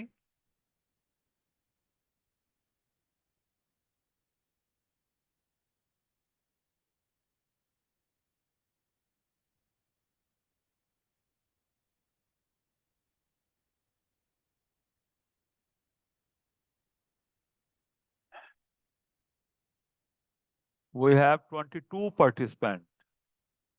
ये अलियास सरवर, अमारा वहीद, सुन रहे हैं आप मुझे? जी सर, आवाज आ रही है आपकी। ओके, जी जी थैंक यू, सर, आ रही है आवाज।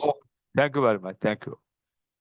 अच्छा, अब हम देखना चाह रहे हैं यहाँ पे तीन एस्पेक्ट्स को, यहाँ पे one is the auditor, other is the inspectors and regulators. ज्यादा फोकस हमारा ऑडिटर्स पे होगा। Will talk about inspector and regulator little bit, लेकिन मेन ऑडिटर्स की बात है। बोथ पब्लिक और प्राइवेट सेक्टर जो ऑर्गेनाइजेशन है, उसमें ऑडिटर जो है रेगुलेटरी रोल प्ले करता है। ओके, इसका रेगुलेटरी रोल है in accordance to the law. UK के अंदर जो कंपनी एक्ट्स हैं, वो प्राइवेट सेक्टर की ऑडिटर की रेगुलेट करता है, ठीक है।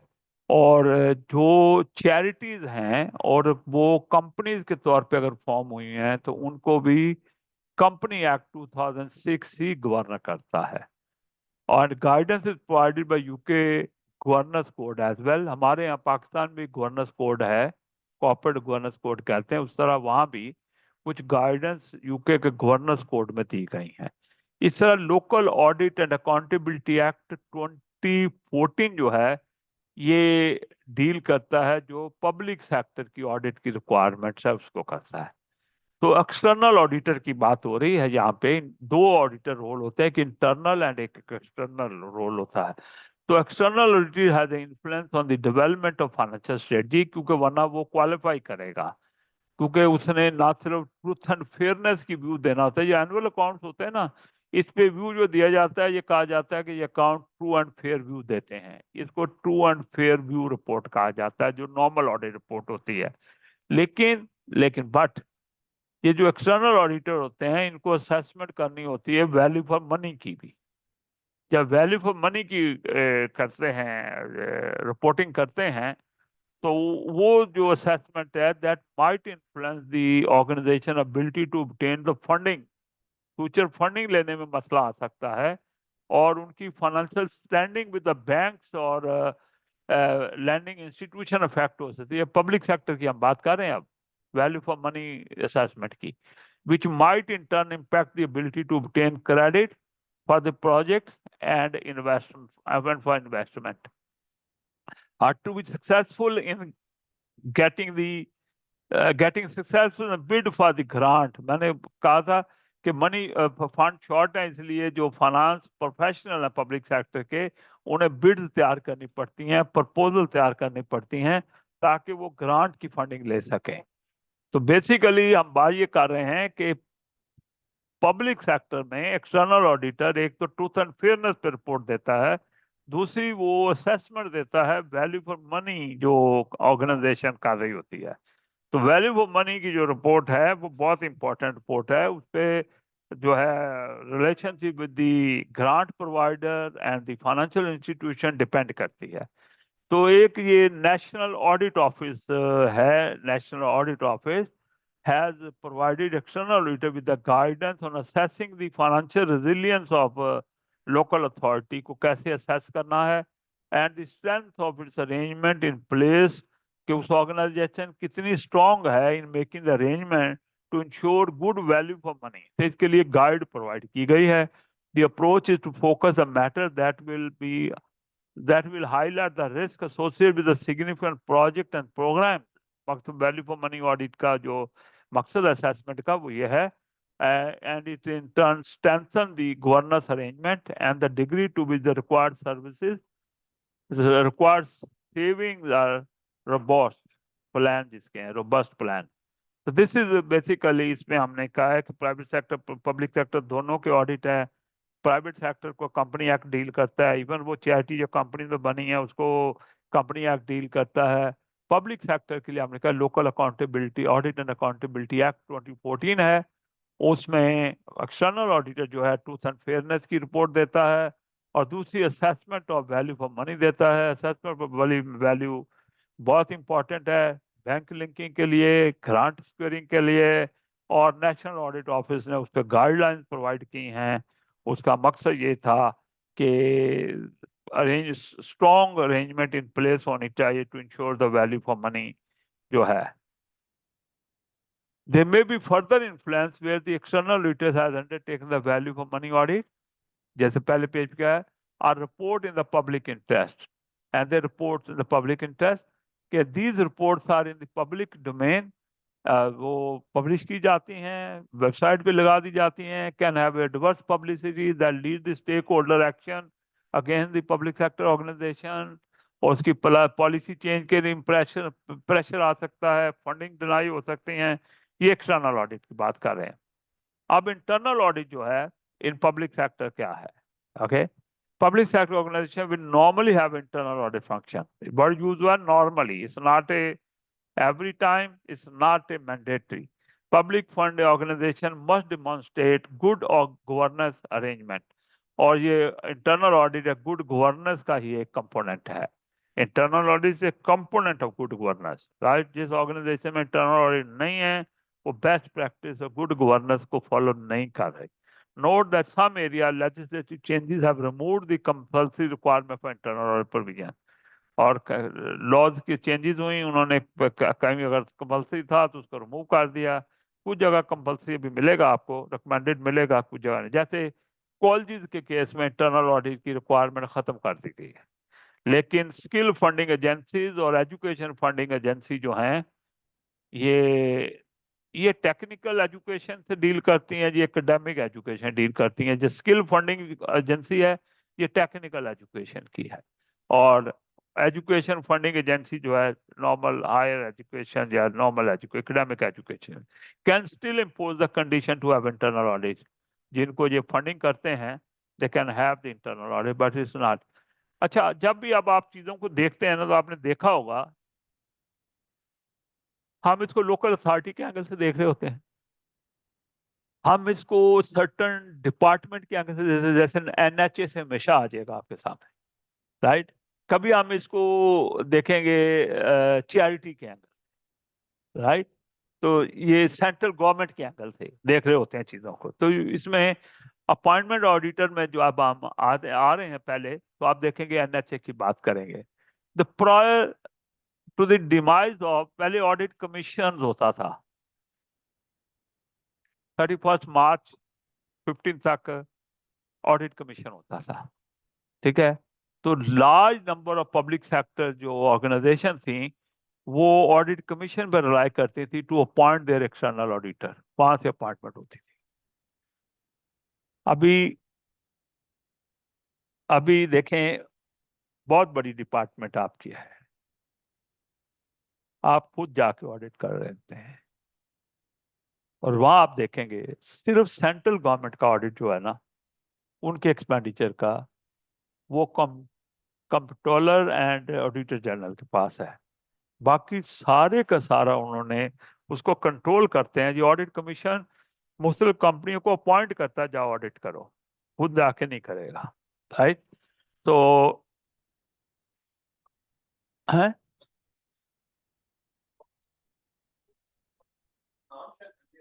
NAO, हाँ, नेशनल ऑडिट ऑफिस। अच्छा, अब NHS पे आ जाए। NH के ट्रस्ट भी होते हैं, एरिया वाइज बहुत से ट्रस्ट हैं। मैं आज देख रहा था, शायद 317 ट्रस्ट मुझे, नहीं 215 ट्रस्ट मुझे नजर आए थे। अच्छा, दूसरी एक बात मैं बता दूं, किसी चीज को भी आपने इसमें देखना हो, आप गूगल पे जाएं, वो टर्म या वो नाम लिखें, सा यूके जरूर लिख लीजिएगा, तो आपको सारा बता देगा। तो मैं ये था कि NH ट्रस्ट हैं कितने, तो मैं उसके लिए गया, देखा तो how many NHS trust in UK, England press किया, तो वो 215 का नंबर आ गया, ठीक है। इस तरह ये क्लिनिकल कमीशनिंग ग्रुप्स हैं जो सर्विसेज प्रोवाइड करते हैं हेल्थ में। They were required to set up auditor panel, ठीक है। ये ऑडिटर पैनल जो है, ये सेटअप कैसे, ताकि वो अपने ऑडिट करवा सकें। पैनल बनाते थे उसमें, फिर the initial appointment of external auditor needed to be made 31 December 16 for the year 20। ये ईयर याद रखना जरूरी नहीं है, लेकिन आपको इसकी हिस्ट्री का पता होना चाहिए। पहले ऑडिट कमीशन होता था, फिर अभी आप देखेंगे एक नई एंटिटी इन्होंने फिर डिजाइन की उसके बाद। This was significant exercise in reality most, ये जो क्लिनिकल कमीशन ग्रुप्स है in the area, for example ये इन एरिया में लाके हार्टफोर्डशायर और वर्चेस्टर के अंदर, they merge the audit committee and created the joint audit panel पूरे एरिया के लिए, रादर देन के हर ट्रस्ट के लिए अलग auditor. Experience shows that this was not uncommon, कि ओरिजिनल ऑडिट कमीशन की जो अपॉइंटमेंट थी वही रोल्ड फॉरवर्ड कर दी गई, उन्हीं ऑडिटर को कहा अगले सालों को भी करे। यानी कि ऑडिट कमीशन खत्म भी हो गया था, लेकिन उनके अपॉइंटेड ऑडिटर को अगले सालों के लिए उन्होंने कह दिया आप काम करें। National health trust are more likely to set up own auditor panel. Failure to meet the deadline to appoint auditor meant that the audit was appointed centrally by NHA improvement, ये अदारा है, NH ट्रस्ट के सब के लिए ये फिर appoint कर देते थे डेडलाइन गुजरने के बाद। इस तरह NHS England for the clinical commissioning groups के किसी ने अगर अपॉइंट नहीं किया किसी ग्रुप ने, तो उनको ये अपॉइंट कर देते थे। तो ये जो क्लिनिकल कमीशनिंग ग्रुप्स हैं ये रिप्लेस हो गए by the integrated care system जो 2022 में आया।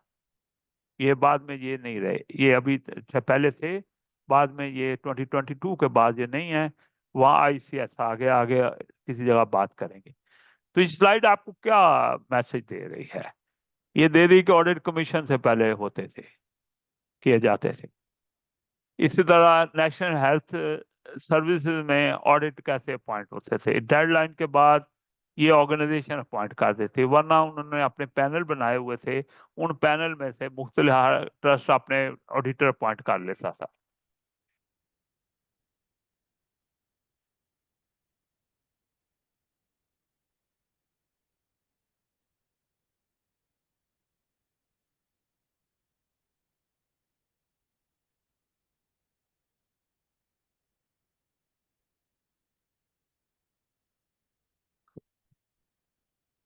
हाँ, भूल गया था आज।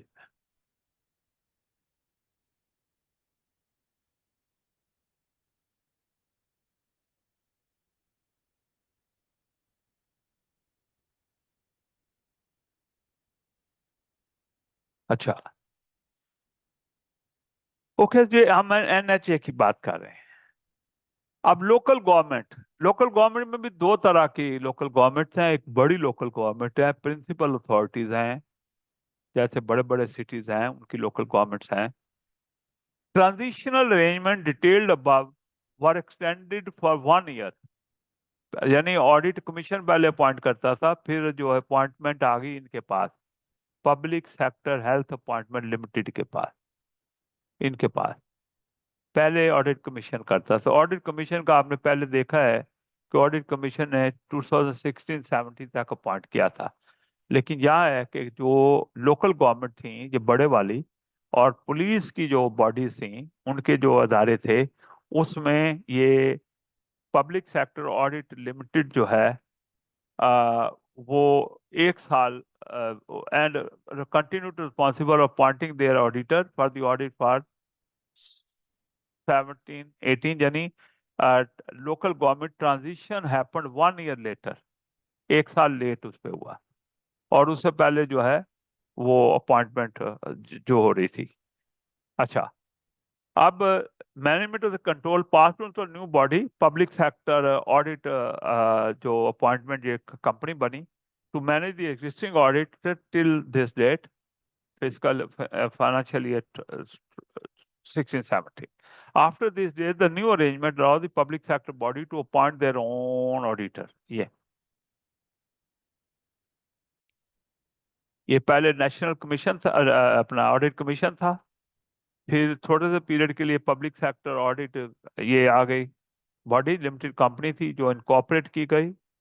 अब देखें, वहां भी कंपनियां इंडिपेंडेंट बोर्ड बनाने के लिए जरूरी की हुई हैं। आपने पहले भी देखा था, इन्वेस्टमेंट के लिए भी कंपनियां आई थी। तो ये कंपनी लिमिटेड बाय गारंटी थी, जिनका शेयर कैपिटल नहीं था। ये किसी न किसी की सब्सिडी थी, इम्प्रूवमेंट डेवलपमेंट एजेंसी, उसकी ये सब्सिडी थी। Holi owned local government association से होली ऑन्ड थी ये लोकल गवर्नमेंट एसोसिएशन का जिक्र है। तो ये एक जो है लोकल गवर्नमेंट NHS में पहले ही ट्रांजिशन चाह के उधर चली गई थी उस कंपनी के पास। और यहाँ पे 1 साल लेट जो है ऑडिट कमीशन वाला काम 1 साल तक फर्दर चलता रहा, फिर इस कंपनी के पास चला गया। और फिर इसके अंदर अपने अपने ऑडिटर अपॉइंट करने की परमिशन हो गई, यार आप अपना ऑडिटर अपॉइंट करते रहे। Individual authority can still opt to set up their own auditors panel and tender for the external audit service independently, individual local authority, but does not appear to have a popular option कि उसमें शायद hassle ज़्यादा है या blame ज़्यादा आ सकता है, तो वो इसलिए वो अपॉइंटमेंट जो है गवर्नमेंट बॉडीज के जरिए भी हो रही हैं। तो ये एक ट्रांजिशन बीच में आई ऑडिट कमीशन से लेके, फिर ये जो कंपनी फॉर्म हुई उसको चला गया, फिर इंडिपेंडेंट ऑडिटर अपॉइंटमेंट की पावर उस एक्ट ने दे दी, local audit and accountability act 2014 के अंदर। इस वक्त भी लोकल अथॉरिटीज अपने ऑडिटर अपॉइंट कर रही हैं, अपनी टेंडरिंग कर रही हैं। अच्छा, लोकल गवर्नमेंट में स्मॉल बॉडीज हैं, छोटी बॉडीज हैं। डेफिनेशन क्या है? This is the definition of small body. ऐसी लोकल अथॉरिटी, ऐसी कौंसल जिसको हम स्मॉल कहेंगे, वो है जिसकी ग्रॉस एनुअल इनकम या उसके एक्सपेंडिचर जो भी इनमें हायर है वो 6.5 मिलियन से एक्सीड नहीं कर रहा, तो उसको हम स्मॉल कंपनीज कहेंगे, स्मॉल लोकल अथॉरिटी कहेंगे। The secretary of state for levelling up housing and community, ये department of levelling up housing and community जो है, ये एक है, उसका जो सेक्रेटरी ऑफ स्टेट है, मिनिस्टर होता है, ये is empowered to set out by regulation alternative arrangement for the appointment of the auditor for small body. ये इसको पैरिश काउंसिल भी कहते हैं और टाउन काउंसिल भी कहते हैं। पैरिश का मतलब काउंटी लेवल। अगर आप देखें ना, पैरिश वर्ड आपके लिए एक नया वर्ड आया है। मैं कहता हूँ आप गूगल करें पैरिश काउंसिल यूके लिखें, वो आपको बता देगा कि ये छोटे टाउन और छोटे साइज की जो काउंसिल है उसकी बात हो रही है। ये टाउन है, ये भी सिटी से छोटा है। सिटी वाली बातें हमने लास्ट पेज पे कर दी हैं। ओके, ये डिवीजन की बात है, टाउन की बात है। Okay, other smaller local bodies के ऑडिट की अपॉइंटमेंट जो है वो इधर एम्पावर्ड है। New body small authority audit appointment limited बना दी गई, was set up to manage the audit appointment। इनका फंक्शन क्या है? ऑडिट अपॉइंटमेंट स्मॉल बॉडी को मैनेज करना। The SPFA is an independent, not-for-profit limited company established to procure the external audit services and appoint the external auditor for small authorities। Right, तो इस organisation को ये responsibility दे दी कि छोटी organisation के auditor appoint होने हैं, वो लिखेंगे, आप अपॉइंट कर दें उनके ऑडिटर। प्राइवेट फॉर्म में से प्राइवेट जो कंपनियां हैं, चाहे अकाउंटेंट की हैं, एसीसीएस की हैं, उनमें से अपॉइंट हो जाते हैं। तो बेसिकली इन स्लाइड में जो गुजरी हैं, मैंने ये आपको कहा है, फर्क ये है कि लोकल गवर्नमेंट दो तरह की हैं, एक प्रिंसिपल हैं, एक स्मॉलर है। ठीक है, और एक एनएसएस की बात हुई है। ठीक है, तो अपॉइंटमेंट जो है वो किसी इंडिपेंडेंट बॉडी के जरिए की जाती रही हैं, लेकिन इंडिविजुअल की भी परमिशन दी गई कि हर जो है पब्लिक सेक्टर ऑर्गेनाइजेशन इनमें से अपने ऑडिटर अपॉइंट करना चाहती है, खुद टेंडर करना चाहती, कर लें। लेकिन वो उन्होंने इन अदारों पे छोड़ा, ज़्यादा पॉपुलर नहीं थी वो ऑप्शन, तो they were still being appointed by these bodies. अभी ऑडिटर जनरल का वहां का जिक्र कहीं आपके पास अभी नहीं आया। अच्छा, ये एक है लोकल, जो जो यहाँ एक्ट के पीछे हमने बात की है, ये वाले, ये वाले, इस एक्ट की बात जो की है हमने, मैं इसको करने लगा। Local audit and authority act, ये क्या कवर करता है? इस रेलेवेंट फॉर इन सारे अदारों की अपॉइंटमेंट से रिलेटेड है। काउंटी, यूनिटरी, डिस्ट्रिक्ट और parish councils, greater London authority, London borrows council, मैंने बताया था लंदन में 32 बोरोज हैं, उनकी council, passenger transport executive authority जो है, लंदन पेंशन फंड अथॉरिटी, ये सारी लिस्ट दी है जिनके लिए है। इट्स नॉट ओनली इसके you should be memorising the list and knowing the list, लेकिन आपको ये पता हो कि इस एक्ट में a number of public bodies हैं, पब्लिक सेक्टर ऑर्गेनाइजेशन हैं, जिनसे रेलेवेंट है, और उनकी ऑडिटर्स की अपॉइंटमेंट वगैरह की सारी स्ट्रेंथ मौजूद है यहाँ पे। पता नहीं, आज जिसमें मैं कोई एक देख रहा था, तो वो मैंने गूगल करके उसको देखा है, इसमें से किसी एक बॉडी को मैं देखना चाह रहा था। हाँ, ये देख रहा था, ये लंदन पेंशन फंड अथॉरिटी, इसे देख रहा था। मैंने गूगल किया तो मुझे इसका सारा स्ट्रक्चर, इसका फंक्शन, हर चीजें नजर आ गई। ओके,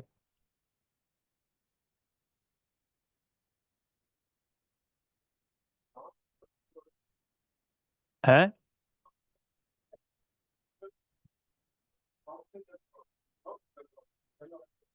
नहीं, इंटरनल ऑडिट आता है, ये एक्सटर्नल ऑडिट की बात है। इंटरनल ऑडिट बताया बताया कंपलसरी नहीं है, बहुत सी ऑर्गेनाइजेशन के स्ट्रक्चर में है। कुछ फंडिंग कंपनियां जो हैं, फंडिंग अथॉरिटी, वो रिक्वायर करती हैं कि आपके पास इंटरनल ऑडिटर होना चाहिए, लेकिन वो कंपलसरी रिक्वायरमेंट इंटरनल ऑडिट की नहीं, लेकिन गुड गवर्नेंस का पार्ट है। इंटरनल ऑडिटर हो तो गुड गवर्नेंस।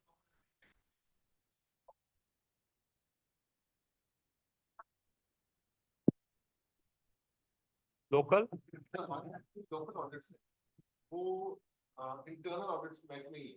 नहीं, जैसे लोकल ऑडिट आपका है, Lord municipal corporation local audit नहीं है, वो आपका नहीं। हाँ, आपका तो गवर्नमेंट का है ना, और गवर्नमेंट में भी सेंट्रल गवर्नमेंट शायद आपके पास। अच्छा, सेंट्रल, प्रोविंशियल एंड डिस्ट्रिक्ट। अच्छा, डिस्ट्रिक्ट सही है। तो डिस्ट्रिक्ट में लोकल आ गया ना, है? अच्छा, अच्छा, ओके। तो इस still talking auditor to help underpin the auditor independence. बहुत इंपॉर्टेंट होती है इंडिपेंडेंस जो है ऑडिटर की, वो प्राइवेट सेक्टर हो पब्लिक सेक्टर हो। Local audit appointment will be overseen by independent auditor panel at a local body. The act also enable the collective audit procurement के आपने पूरे एरियाज के लिए चंद फर्म में एक दो फर्म्स को हायर कर लिया है, तो और कई should the local body wish to join together, ये क्लस्टर बन गया, उनके लिए ऑडिटर इकट्ठे अपॉइंट कर दिए गए। तो ऑडिटर को भी लमसम वर्क मिल गया, और सिस्टम भी चूंकि इक्वल सेम है तो उनका टाइम भी कम लगेगा। द नेशनल ऑडिट ऑफिस, ये बात आ रही, National Audit Office Comptroller and Auditor General has taken on from the Audit Commission the role of preparing the code of the audit practice, which set out what local auditors are required to do to meet their responsibility. बेशक private sector auditor हैं, लेकिन ये code उन्हें follow करना है under the audit and accountability act 2014. The Comptroller and Auditor General is also empowered to produce guidance to the local auditor to which they should have the regard. एक code बनाने, एक guidance बनानी है, guidance produce कर दे जिसको वो फिर local auditor whoever is appointed they will follow. Responsibility for oversight of the regulation of the auditor of the local bodies, public bodies delegated by the government to Comptroller and Auditor General. ठीक है, तो make the, अच्छा ये क्या करते हैं, ये काम करते हैं जब इनको अथॉरिटी दी गई है, they make the regulation on the transparency report जो ऑडिटर देता है, which the auditor of the major local bodies are required to publish each year, and they make a regulation about keeping the register for local public auditor and give the statutory guidance on the level of competence and experience required for the individual जिन्होंने act upon करना है as a local audit firm के अंदर, और जिन्होंने audit report sign करनी है, opinion देनी है ऑन बिहाफ ऑफ फर्म, उनका एक्सपीरियंस और उनकी कॉम्पिटेंसी क्या होनी चाहिए। तो this is the role of the controller and auditor general. Two thing, setting the code, setting the guide, और ओवरसाइड रिस्पॉन्सिबिलिटी के अंदर ये एरिया रेगुलेशन चूंकि इनको ट्रस्ट किया गया है, तो that will be doing this through this thing this action. As auditor with central government expenditure, ये है जी नेशनल ऑडिट ऑफिस आ गया। ये ये सेंट्रल गवर्नमेंट के लिए सेंट्रल गवर्नमेंट ऑडिटर, पहले हमने लोकल अथॉरिटी एनएचएस वगैरह की बात की है, डिपार्टमेंटल बात की है, लेकिन अब सेंट्रल गवर्नमेंट की बात हो रही है। Auditor of the central government expenditure, the national audit office is principal state audit authority in United Kingdom to retain the responsibility for some audit matter reserve to UK government after develop. ये वही है जिन जो government के पास रह गया, central government के पास area, उसकी बात हो रही है, उन एक्सपेंसेस की बात हो रही है, बाकी तो डिवॉल्व हो गए, जैसे Scotland, Northern Ireland and Wales. The auditor general for Scotland, अब स्कॉटलैंड क्या होगा अगर वो, स्कॉटलैंड का auditor general for Scotland supported by audit Scotland is responsible for auditing the expenditure of the Scottish Parliament and executive and reporting to the Parliament. And the staff at the audit Scotland are also responsible for local authority audit in Scotland. And the Auditor General will जो है वो with the support of the audit will audit the accounts of the county borough councils, police, fire, rescue authorities, national parks, community councils, and the Welsh government and government as well, जो devolved government है। इसी तरह controller general, controller and auditor general of northern Ireland and the Northern Ireland Audit Office do the similar job in respect of the Northern Ireland Assembly executive, उसके लिए ये काम करते हैं। तो डिवॉल्व सिचुएशन को भी तीनों एरिया की they have discuss, Northern Ireland, Wales और ऑडिट स्कॉटलैंड एंड स्कॉटलैंड। अब चैरिटीज हैं, ये सेंट्रल गवर्नमेंट देखा आपने, आपने डिवॉल्व गवर्नमेंट को देखा, आपने नेशनल हेल्थ को देखा, लोकल अथॉरिटी को देखा। अब चैरिटीज के ऑडिटर कैसे होते हैं? चैरिटीज, चैरिटी दो तरह की, एक कंपनी, एक company, charity as a company, limited company की तरह बनती है चैरिटी। एक है कि जो कंपनीज में फॉर्म नहीं होती, दो तरह की है, नॉन कंपनी केस। ओके, तो अब आपको बता रहे हैं charity audited under the either the company act, जो कंपनीज हैं, are independently examined under the charity act. ठीक है, the external auditor requirement as with the private sector are based on the financial threshold of the turnover। अच्छा, ये जो point है, ये वाला फाइनेंशियल थ्रेशोल्ड, ये क्या है?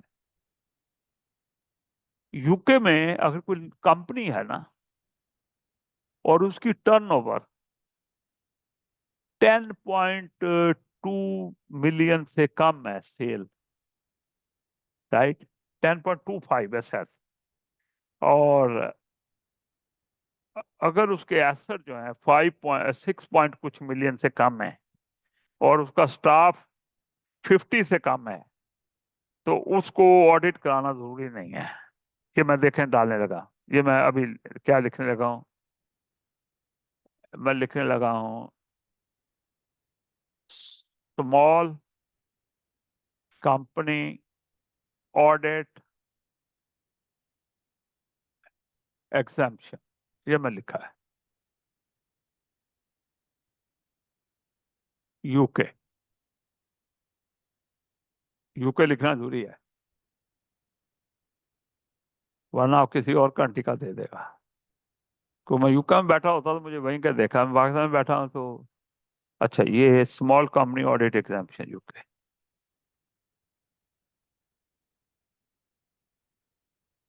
जी, ये समझ लिया है। योर कंपनी में qualify for audit exemption if it has at least two of the following: annual turnover no more than 10.2 million, asset worth not more than 5.1 million।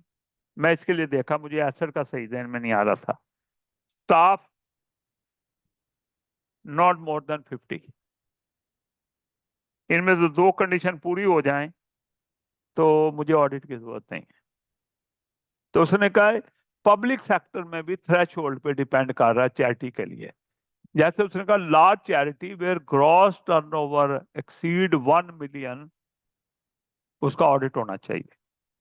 या उसके टोटल एसेट जो है 3.26 मिलियन से एक्सीड कर गए हैं और उसकी इनकम जो है 250,000 से एक्सीड कर गई है, दोनों में से कोई एक कंडीशन, या एसेट एंड इनकम दोनों 3.6 मिलियन के एसेट और टर्नओवर लेस देन या अप टू 250,000, तो फिर इसको, यानी मोर देन 250, सॉरी, तो फिर उसको ऑडिट कराना है। या सिंपली उसकी टर्नओवर 100 मिलियन से 1 मिलियन से ज्यादा है, उसे ऑडिट कराना, फुल एक्सटर्नल ऑडिट कराना है, कंप्लीट एक्सटर्नल ऑडिट कराना है।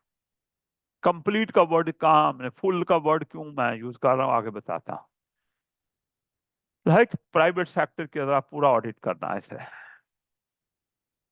लेकिन they have freedom to choose their own external auditor. जैसा प्राइवेट सेक्टर अपनी मर्जी का ऑडिटर अपॉइंट कर सकता है, ये भी अपनी मर्जी का ऑडिटर अपॉइंट कर सकता है।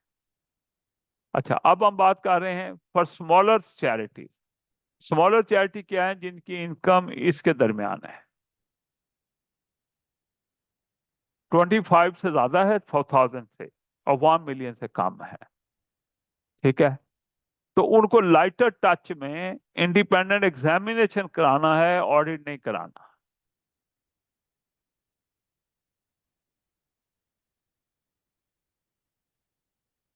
ठीक है, इंडिपेंडेंट एग्जामिनेशन में उतनी डिटेल स्क्रूटनी नहीं होती। गाइडलाइन प्रोवाइडेड है कि उसमें इंडिपेंडेंट एग्जामिनर ने क्या देखना है, राइट। और जो उससे छोटी है उनको सिर्फ अकाउंट्स फाइल करने, इंफॉर्मेशन फाइल करनी है, इंडिपेंडेंट एग्जामिनेशन की भी जरूरत नहीं है। वेरी स्मॉल चैरिटी मीन जिनकी इनकम लेस देन 25,000 है, जिनकी इनकम लेस देन 25,000 पाउंड है, 25,000 pound. They don't need audit, not required to have the independent examination, but must file a formal document each year called annual return with the Charity Commission. However, there is a caveat. केविट क्या है कि उनकी governing body चाहे तो audit require कर सकती है, constitution में मेंशन किया जा सकता है इररिस्पेक्टिव साइज आपने ऑडिट करवाना है, राइट। उनके अपने जो मेमोरेंडम आर्टिकल जैसे होते हैं, इस तरह कॉन्स्टिट्यूशन के अंदर लिख दिया जाए कि भाई नहीं ऑडिट करवाना है इररिस्पेक्टिव ऑफ साइज, फिर उनका या एग्जामिनेशन करवाना है वो फिर एग्जामिनेशन करवाएंगे, उन्हें अपने रूल से कंप्लाई भी करना पड़ेगा फिर, even if the income and asset threshold is not exceeded. Many charities do this voluntarily.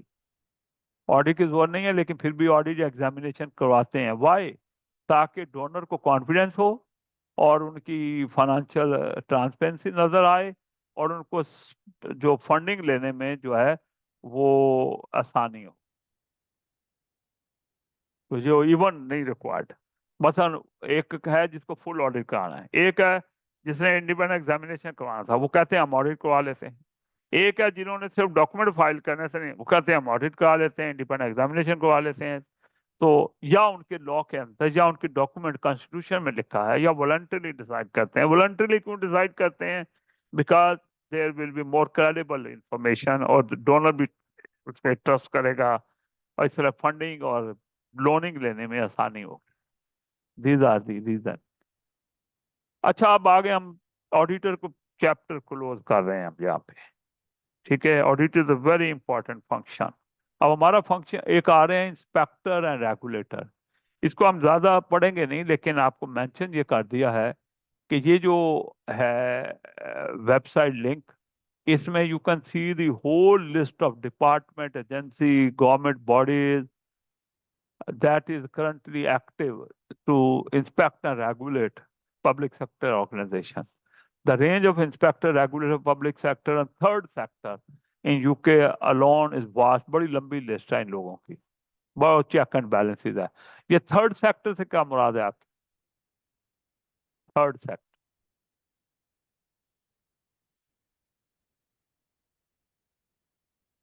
Not for profit, जो है नॉट फॉर प्रॉफिट, हाँ नॉट फॉर प्रॉफिट, ठीक है, ये नॉट फॉर प्रॉफिट सेक्टर है। Otherwise public sector, private sector तो दो थे ही थे, तो थर्ड सेक्टर में वो जो कि नॉट फॉर सोशल सेक्टर कह लें। Within this list are number of key inspector and regulator. A selection of inspector and regulator across the public sector are listed on briefly. It has been listed. इसका जिक्र किया गया, briefly we'll talk about that. जैसे charity commission जो है, ये भी inspection की एक ऑर्गेनाइजेशन है। Charity commission register regulate the charities in UK, in England and Wales, ensure that the public can support the charity with confidence कि उनका पैसा सही यूज होगा। With England and Wales, they are responsible for, ये charity commission ये काम करता है। The registered eligible organization England and Wales as a charity, जो चैरिटी पर्पज होती हैं, टेकिंग एनफोर्समेंट एक्शन जहाँ पे मेल प्रैक्टिस और मिसकंडक्ट होते हैं, ensuring the charity meet the legal requirement including providing information each year and making the appropriate information about each registered charity widely available। वो अपनी website पे हर एक का लगा देता है, आप चैरिटी कमीशन की वेबसाइट पे जाके किसी भी चैरिटी के बारे में इंफॉर्मेशन ले सकते हैं। And it also provide to the charity online service and guidance, ताकि वो अपना रोल को इफेक्टिवली परफॉर्म कर सकें। ये चैरिटी कमीशन का काम है। We are continue with the inspector and regulator. Impact of inspector and regulator on financial strategy, ये क्या इनका रोल है? क्योंकि चेक एंड बैलेंस प्रोवाइड करते हैं, इसलिए फाइनेंशियल स्ट्रेटजी के अंदर इन चीजों को फोकस रखना होगा। As a financial manager, it is important to be aware of the range of regulator that exists for your type of organization. As a part of the finance manager, your role is to understand the rules, financial या otherwise, within which your organization should operate or must operate. Financial strategy and service alignment to resources must be developed within the constraint of the regulator and inspector। कि जो regulator inspector आप पे इतराज ना उठाएं, उसको सामने रखते हुए आप अलाइनमेंट डेवलप करते हैं। And approved business and financial record must be maintained to demonstrate the compliance with the rules regulation, जो थिंग्स हैं to the inspector. The cost of compliance should also be taken into, अच्छा, cost of compliance में fine penalties वगैरह भी होंगी. Cost of compliance must also be taken into consideration when developing financial strategy, especially where the penalties for non-compliance could cause unnecessary financial pressure on the organization. The public sector is subject to more regulation and inspection than private sector, and because the need to openly and independently demonstrating the good use of the public money.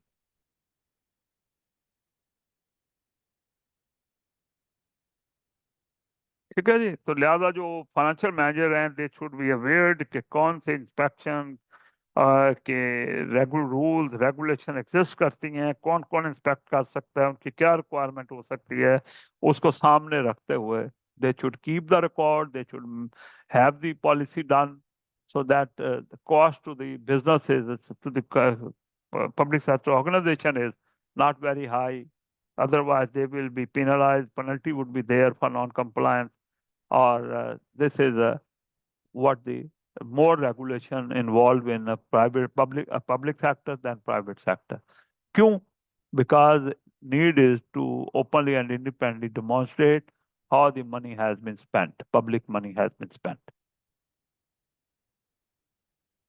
Austerity जो है, measure to cut the cost, इसकी बात कर रहे हैं.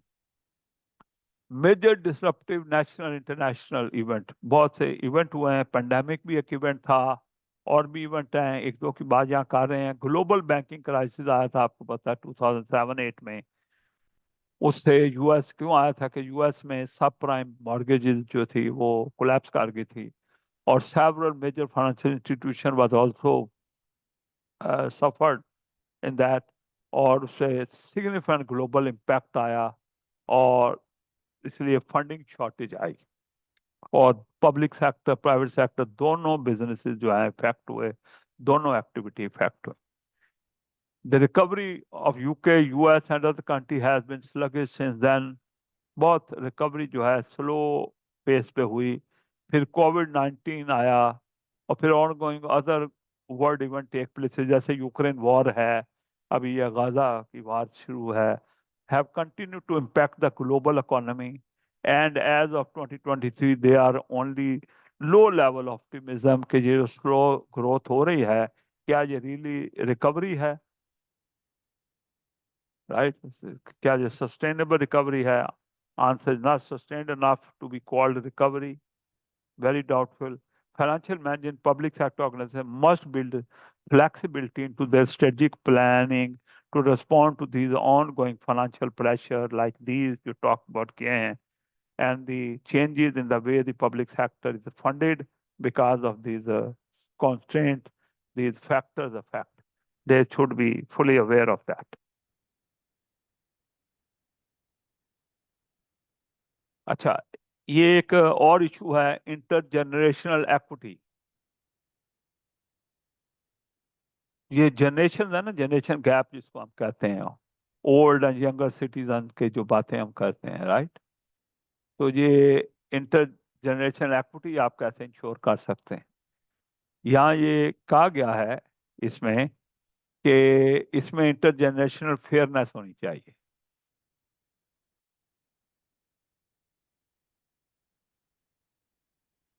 ये believe किया जा रहा है कि जो ओल्डर जनरेशन है, इन्होंने इनफ इन्वेस्ट नहीं किया, इनफ टैक्सेस पे नहीं किए, इन्होंने मोर देन रिक्वायर्ड लोनिंग ली है. ये हम भी देख रहे हैं इधर. उसका इम्पैक्ट अगली जनरेशन पे, प्राइसेस हाई, आईएमएफ की कंडीशन आ रही हैं, इफेक्ट नेक्स्ट जनरेशन को हो रहा है. यही बात यूके के अंदर की जा रही कि ये इंटर जनरेशनल इक्विटी नहीं है, राइट? और इसलिए वो फ्यूचर के अंदर जो है वो लोगों को ज्यादा टैक्स देने पड़ेंगे, लो बेनिफिट मिलेंगे उनको, और enjoy fewer public services मिलेंगी उन लोगों को as compared to older people. In UK, the population getting older and more dependent compared with the wider world.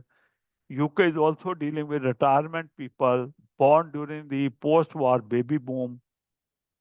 When around 20 years है, बहुत बड़ी उस वक्त पोस्ट वॉर के बाद बहुत बड़ी पॉपुलेशन ग्रोथ इन कंट्रीज में भी आई थी।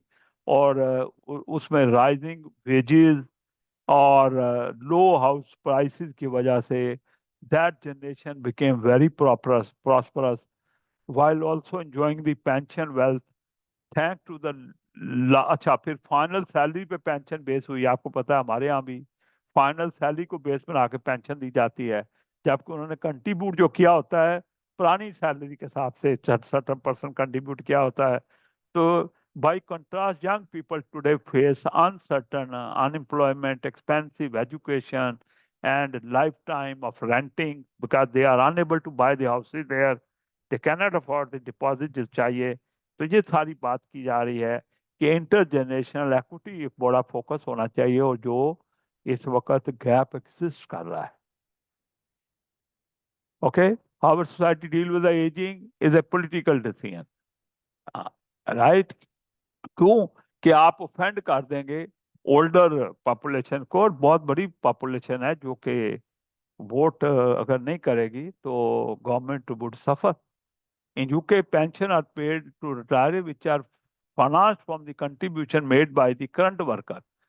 अभी हर जगह हो रहा है, जो पेंशन मिल रही है वो करंट कंट्रीब्यूशन से जो होती है कंट्रीब्यूशन पेंशन दी जा रही है पुराने लोगों को। अब इन लोगों को इनकी अर्निंग जब सफर करेगी यंग लोगों की, तो इनके लिए इनफ नहीं बचेगा बाद में। तो ये इसमें पॉइंट हाईलाइट किया था, risk of any ageing population and caring of our elderly have been under manage.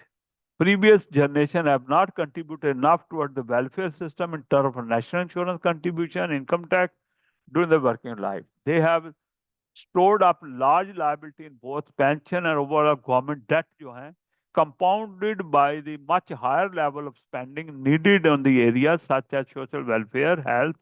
People are living longer and but living unwell longer unwell, जिसपे उनके हेल्थ केयर पे आ रहे हैं। Despite the imperative to make effective decision for a long term and think about how the policy should play out and reduce this intergenerational जो gap है, inequity है, recent global policy development appear to be disproportionate shield the old instead hit the young generation.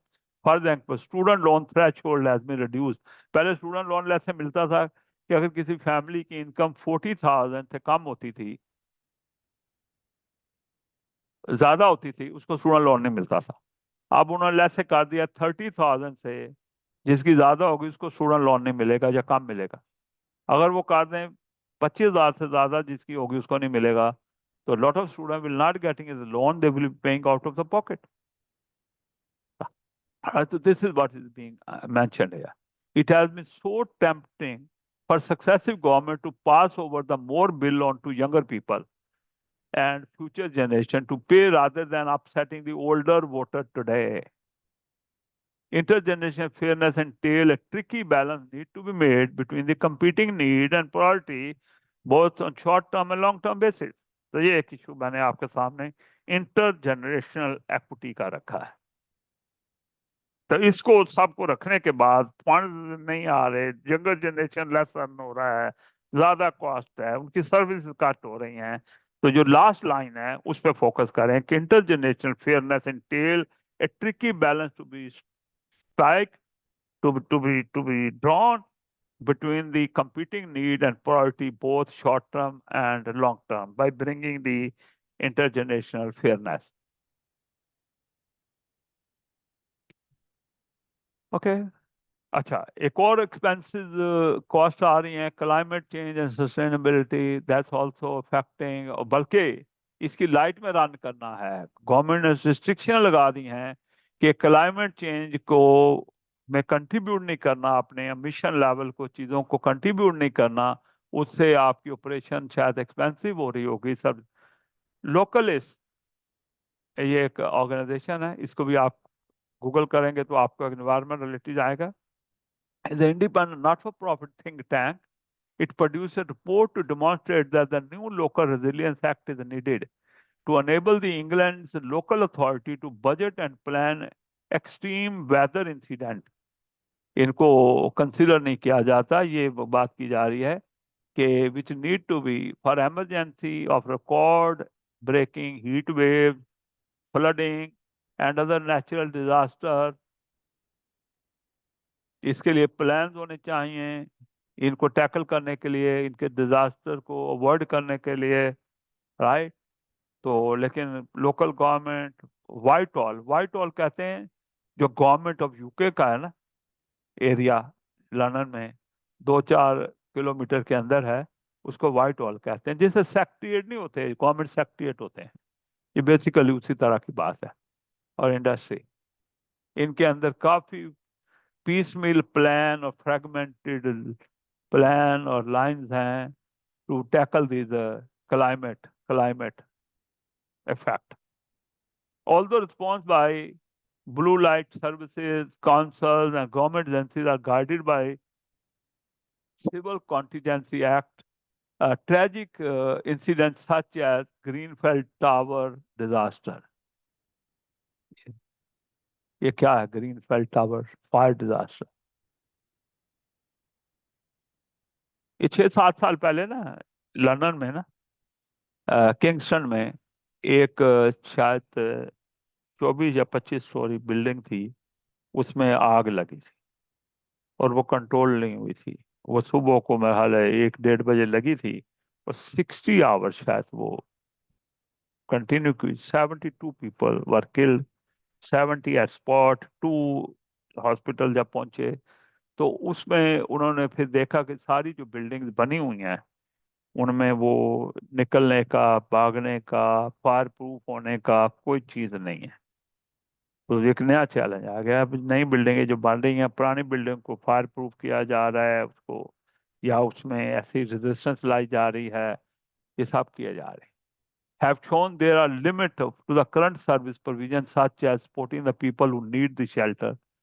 British Red Cross has also been among those call for the change because the legislation does not mention charity that could help in disaster relief.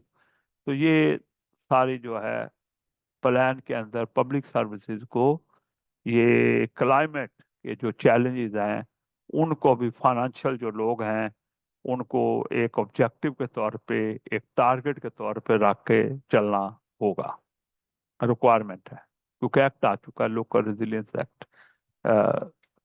Okay, तो ये लोकलिस्ट ने propose किया कि local resilience act हो that would ensure the funding for for placing the resilience to meet the statutory duty upon local authority as a core service line to provide the best adoption measure for the built and natural environment in the coming generation. And measure would include change in the transport, buildings, local businesses, land uses, and biodiversity. इसके लिए measure चाहिए। UK climate resilience program has been commented that too many considerations have not done enough scoping work to understand, यानी ये basic level work जो है, और और early scoping stages पे स्टिल वो वर्क है, still at early scoping many organisation का। तो often there is over estimation of organisational capacity and capability to use the available information to make a robust decision about this climate effect. अब ये देखें 570 council जो हैं UK में, they have come together और उन्होंने एक प्लान बनाया है। Council all together have now declared a climate emergency. It has been estimated by 2050 the result of these declaration and their cooperation, they plan that UK alone will have be saved from approximately 250 billion tons of CO2 equivalent gases जो हैं वो planet को affect नहीं करेंगे, यानी save कर लिया जाएगा प्लेनेट को with their initiative. However, these commitments are not always matching by the funding. ये funding की shortage भी affect कर रही है. तो climate is another hassle, जिसमें the way service to be provided, the way operation to be done, that is a different way. That is a cost is there. Funding is a short. It's bringing the challenge. This is what. मैं आपको एक example देता हूँ, यकीन करें, मैं जब ऐसे ही सब्जेक्ट पढ़ता होता था, फिर की बात कर रहा हूँ, तो मैं एक बहुत कॉम्प्लेक्स किस्म का एरिया था, मुझे 4-5 पंच लाइन मेरे ज़हन में बैठ गए, बस 4-5 पंच लाइन. एग्जाम में क्वेश्चन आ गया होपवुड के नाम से, कि कोई ऑथर था, कोई रिसर्चर था, उसने कोई थ्योरी दी थी, उसने कोई थ्योरी ऑफर की थी, पार्टिसिपेशन थ्योरी, कि पार्टिसिपेट कराया जाए, लोगों को क्या फायदे होते हैं. तो अब वो क्वेश्चन था, मैंने कोई थ्योरी नहीं वो पढ़ी हुई थी, ऑनेस्टली कोई थ्योरी नहीं पढ़ी, लेकिन मुझे उस डिसिप्लिन के 5-7 पंच लाइन का पता था. ठीक है, मैंने बस एक आध दफा बोर्ड का जिक्र किया, बाद में नहीं किया कि गलत बयानी कहीं ना हो. उसके बाद वो पंच लाइनों के ऊपर मैंने राइटअप बना के लिखा, उन पंच लाइनों को जो पार्टिसिपेशन से रिलेटेड से, ड्रॉबैक, लिमिटेशन या उसके यूजेस वगैरह के बारे में. तो कंफर्टेबली पास. हालांकि वो उसमें मुझे मार्क ना मिलते, मैं पास ना हो. तो पॉइंट जहां मैं कह रहा हूं कि पंच लाइन जहां क्या है, environment focus, environment consciousness, environment concern ने एक नया डायमेंशन दिया है. वो डायमेंशन दिया जो फाइनेंस मैनेजर को अपनी पॉलिसी मेकिंग में, इसलिए कि वो गवर्नमेंट लोकलिस्ट जो वगैरह जो रिक्वायर कर रहे हैं कि रेजिलियंस आनी चाहिए, ये चीजें फोकस होनी चाहिए. तो उससे फंडिंग भी शॉर्ट है. जब हम कह रहे हैं फाइनेंशियल स्ट्रेस भी है, साथ एक नई कॉस्ट फैक्टर ऐड हो रहा है, तो उसने जब अपनी स्ट्रेटजी लाइन करनी है, उसने इन फोकस, इनको भी देखना है, इनको भी बैलेंस करना. ओके.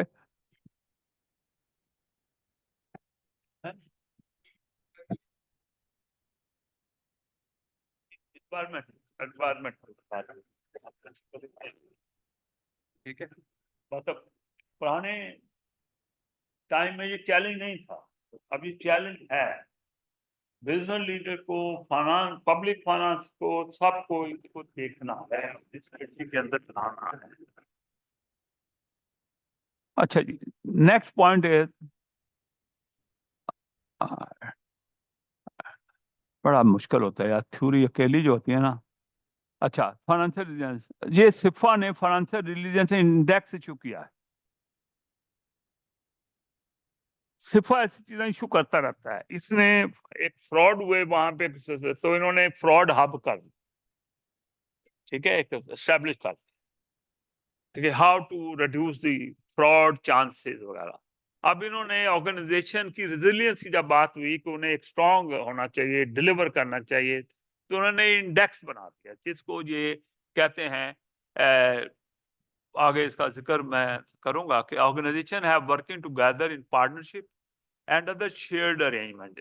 आजकल जो ऑर्गेनाइजेशन है ना, ये अपने आप पे डिपेंड नहीं करती, दूसरी ऑर्गेनाइजेशन के साथ जो मिल के भी काम करती हैं, such as requirement of for integration of some health and social care budget in UK from April 2015. Finance manager of the public sector organization need to appreciate the interdependency of budget planning across the organization. The finance function should be asked hard questions and challenging the way budgets are set and aligned to the services. CIPFA Financial Resilience Index is a comparative analytical tool that is intended to be used by the chief financial officer to support the good financial management. The index shows a consul's position on a range of measures associated with financial risk, right? बहुत से जो steps हैं, उसके साथ financial risk क्या है, highlighting where the additional scrutiny may be required. selection of indicator जो measure के indicator लिए गए that has been informed by the यानी they have worked out due to the lot of extensive financial resilience work undertaken by CIPFA, public consultation and technical stakeholder engagement के बाद उन्होंने वो index बनाया है, कोई एरियाज बनाए हैं कि इस पे आपका क्या नंबर आ रहा है, इस पे आपका क्या नंबर आ रहा है, इस पे आपका क्या स्कोर आ रहा है, फलां पे क्या स्कोर आ रहा है, उन्होंने एक इंडेक्स बना दिया है जो है मुख्तलिफ स्कोरिंग ले ली है। अच्छा, सेक्शन 151 ऑफिसर फाइनेंशियल ऑफिसर को कहते हैं, सीएफओ को कहते हैं, ये आगे बात आएगी। इसे अच्छा सीएफओ इसका मतलब है CFO public sector may also use the index in their annual report to the council. इन्होंने काउंसिल को एनुअल रिपोर्ट देनी है, उसमें भी इनको अपना कंपैरेटिव दे सकते हैं। Setting out the proposed budget for the year mid term financial strategy in preparing the statement of the robustness of the budget and the adequacy of reserve। तो ये उस पे वो अपने उन इंडेक्स के ऊपर अपनी स्कोरिंग देके दे कैन प्रूव के उसकी ऑर्गेनाइजेशन जो, हाँ कुछ एरिया हो सकता है क्वेश्चन मार्क के हों जिसमें they have to add to do the additional scrutiny और ऐड द कमेंट्स नैरेटिव वगैरह ऐड करने होंगे। तो data for the religious index is obtained from the revenue expenditure and financing England outturn reports। ये जो एक्चुअल रिपोर्ट आती हैं, आउटटर्न का मतलब है जो फाइनल रिपोर्ट जो एक तो बजट होता है ना, एक उसके रिजल्ट में क्या एक्चुअली टेक प्लेस हुआ है। तो outturn report and reflect the figure submitted by local authority to, वही जो मैंने पहले एक वर्ड यूज किया था, department of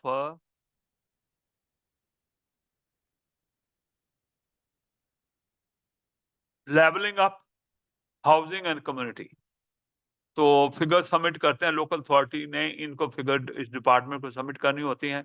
while recognising some limitation in return के, ये जो आउटटर्न में के reflecting previous financial late old figure होती हैं, सिर्फ ये पता है कि फिगर रिपोर्ट में आ गई होती हैं, साल मुकम्मल हो गए होते हैं, उस वक्त ली जाती हैं।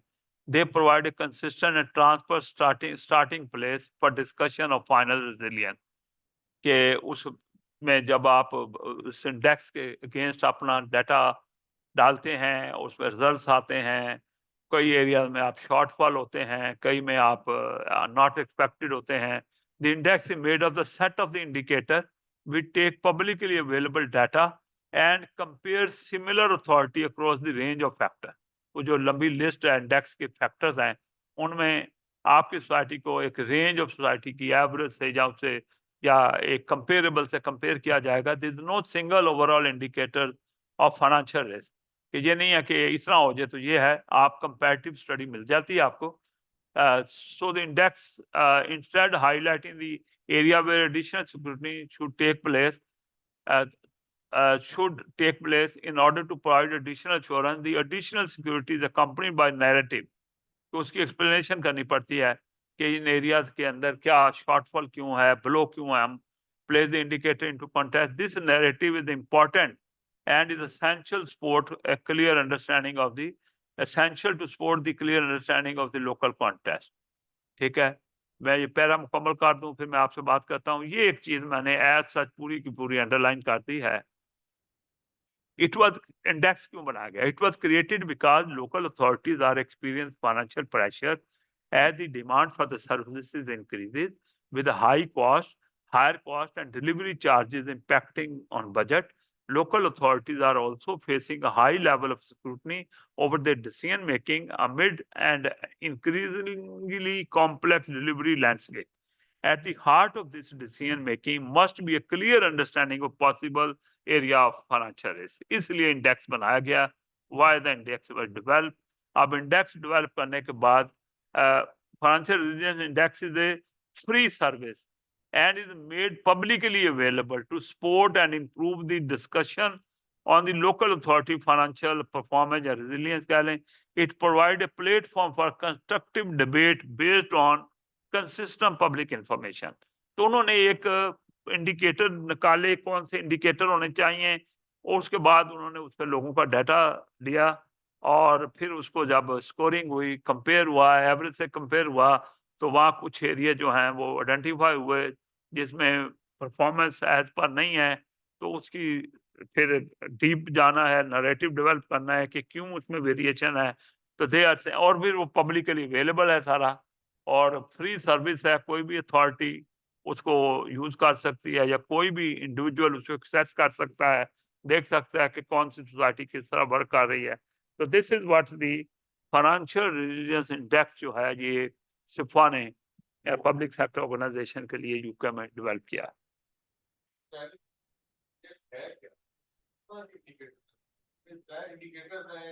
जैसे जैसे रेशो नहीं, वो आप इसमें आपको होगा लिंक जिसमें एक्सेस कर सकते हैं। आप सिर्फ इंडेक्स लिखें, आ जाएगा, लिंक होगा, जाइए उसमें देखें इसमें क्या है। ठीक है ना। उन्होंने कहा कि वो कैसे क्यों लिए गए हैं, वो एक उन्होंने एक वर्क किया था, ये पीछे मैं बताया यहाँ पे, ये वर्क उन्होंने किया था, extensive financial resilience work undertaken by CIPFA. ठीक है, जिसमें उन्होंने लोगों को इन्वॉल्व किया, कंसल्टेशन की, उनसे लेने के बाद उन्होंने उसका इंडेक्स प्रिपेयर किया। उस इंडेक्स में फिर वो मुख्तलिफ, जैसे एक मैं बताऊं, एक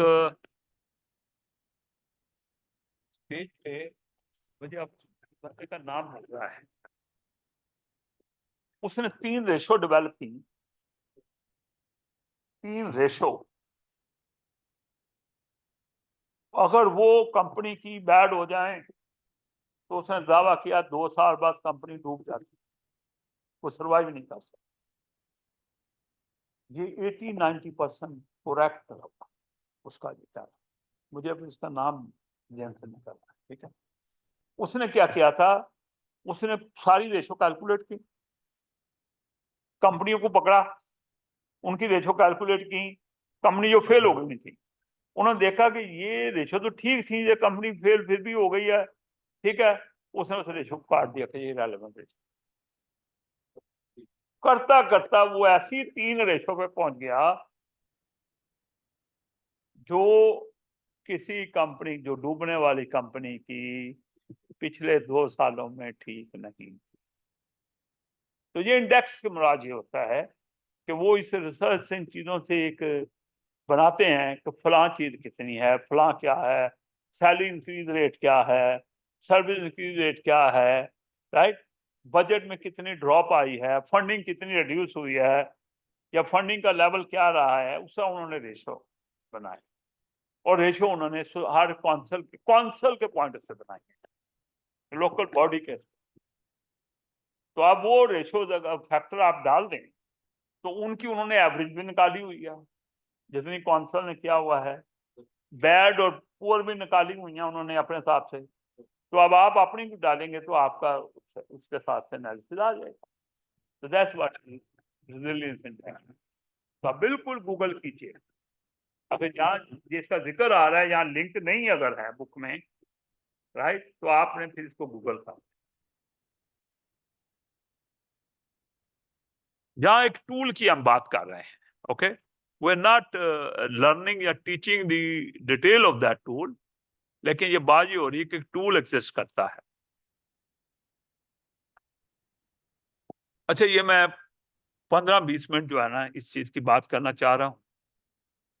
जो हमारा नेक्स्ट एरिया है, जो मैंने कहा था, role of the finance function, इसमें we need to discuss the impact of governance arrangement on and legal, 2 चीजें, गवर्नेंस अरेंजमेंट और लीगल रिक्वायरमेंट जो बाय लॉ रिक्वायर होती हैं ऑन फाइनेंस फंक्शन। किस तरह एक फाइनेंस मैनेजर को, फाइनेंस डायरेक्टर को, सीएफओ को ऑपरेट करना है, और उस पर इन चीजों का क्या इफेक्ट आता है। Describing the nature and importance of the leadership and the role of CFO. अच्छा, एक मैनेजर होता है कि लीडर होता है, दोनों में क्या फर्क है, बात करेंगे। और सीएफओ का रोल क्या होना चाहिए। सीएफओ चीफ फाइनेंशियल ऑफिसर, ये हमारे यहाँ ये नॉर्मली आपको प्राइवेट सेक्टर में मिलता है, लेकिन वो कंपनियां जो पब्लिक सेक्टर में भी हैं लेकिन वो एक प्रॉपर वे से रन हो रही है, वहां आपको सीएफओ मिलेंगे। सुई गैस का ऑडिट करते हैं आप लोग, तो उसमें सीएफओ है। ठीक है, पीआईए सीएफओ है। इस पाकिस्तान स्टील मिल ऑपरेट हो रही होती, चल रही होती, सीएफओ मिलता आपको। ठीक है। Evaluate the option for delivery of the finance function. अब फाइनेंस फंक्शन परफॉर्म करने के मुख्तलिफ वे क्या हैं? Discuss and analyse the use of business partnership approach. अच्छा, इसमें फाइनेंस फंक्शन में एक बिजनेस पार्टनरशिप अप्रोच होती है। पार्टनरशिप अप्रोच का मतलब है एडवाइजरी आती है बीच में, एडवाइजरी या कंसल्टेंसी, एडवाइस भी करना, राइट। और impact of this may be on the culture of the organization. Identify the key factor in assessing the performance of the finance function. और की फैक्टर कौन से हैं जिससे आप फाइनेंस फंक्शन की परफॉर्मेंस अच्छी है बैड है जज कर सकते हैं।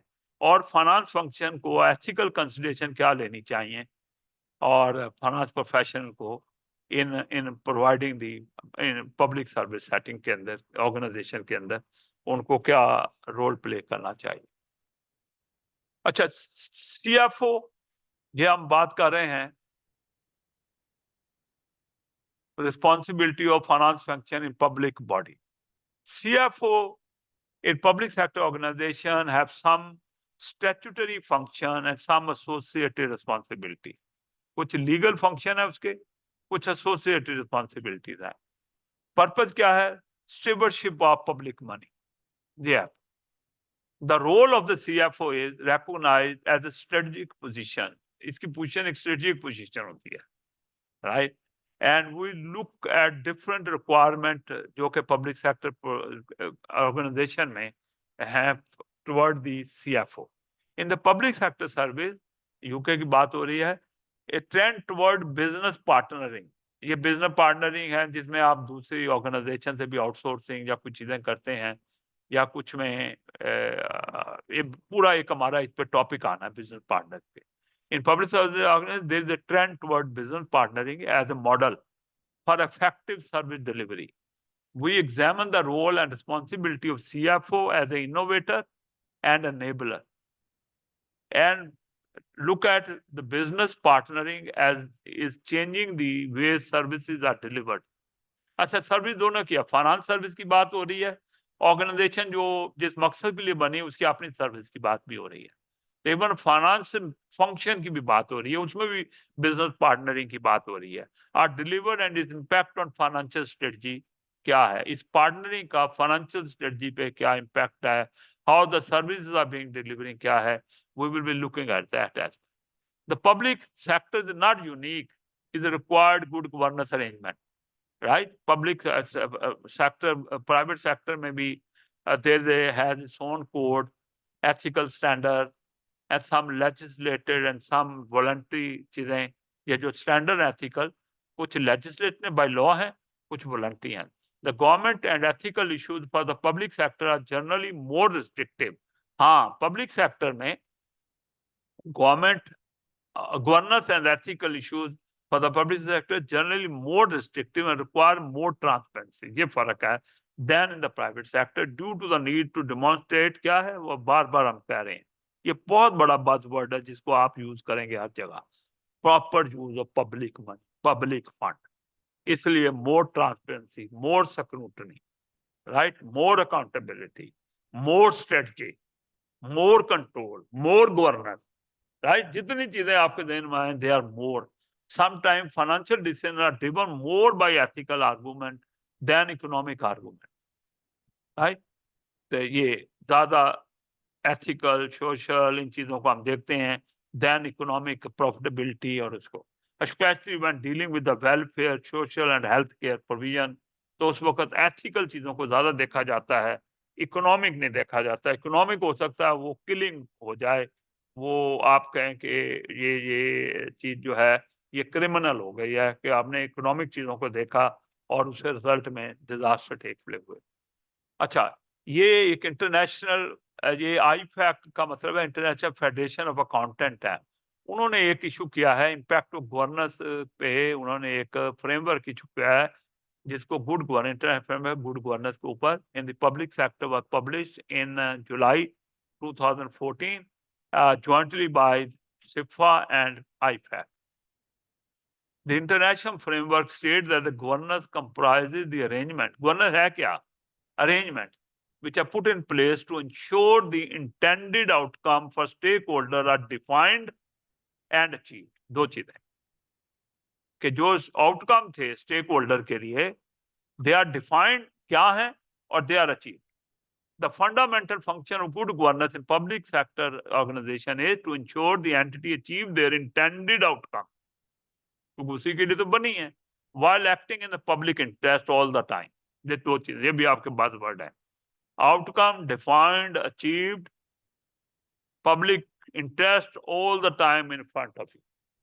ये चार पांच इसके अंदर वर्ड्स हैं जो कि बात हो रही. The following principles are explained in more detail in the full document and are summarized below. Number one, behaving with integrity, demonstrating strong commitment to ethical values and respecting the rule of law. तीन चीजें इसके अंदर, integrity, demonstrating the strong commitment to ethical value and respecting the law. ये उस जो ये framework है उसके major point बताने लगे हैं. Ensuring openness and comprehensive stakeholder engagement. पहले बात की हमने stakeholder engagement क्या होती है. Defining the outcome, या मैंने कहा था कि one is defining the outcome and achieving the outcome. Defining in term of sustainable economic, social and environmental benefit. ये हमने environment कहा ना कि हमने कहा था कि all the time we also have to keep another dimension which is environmental dimension.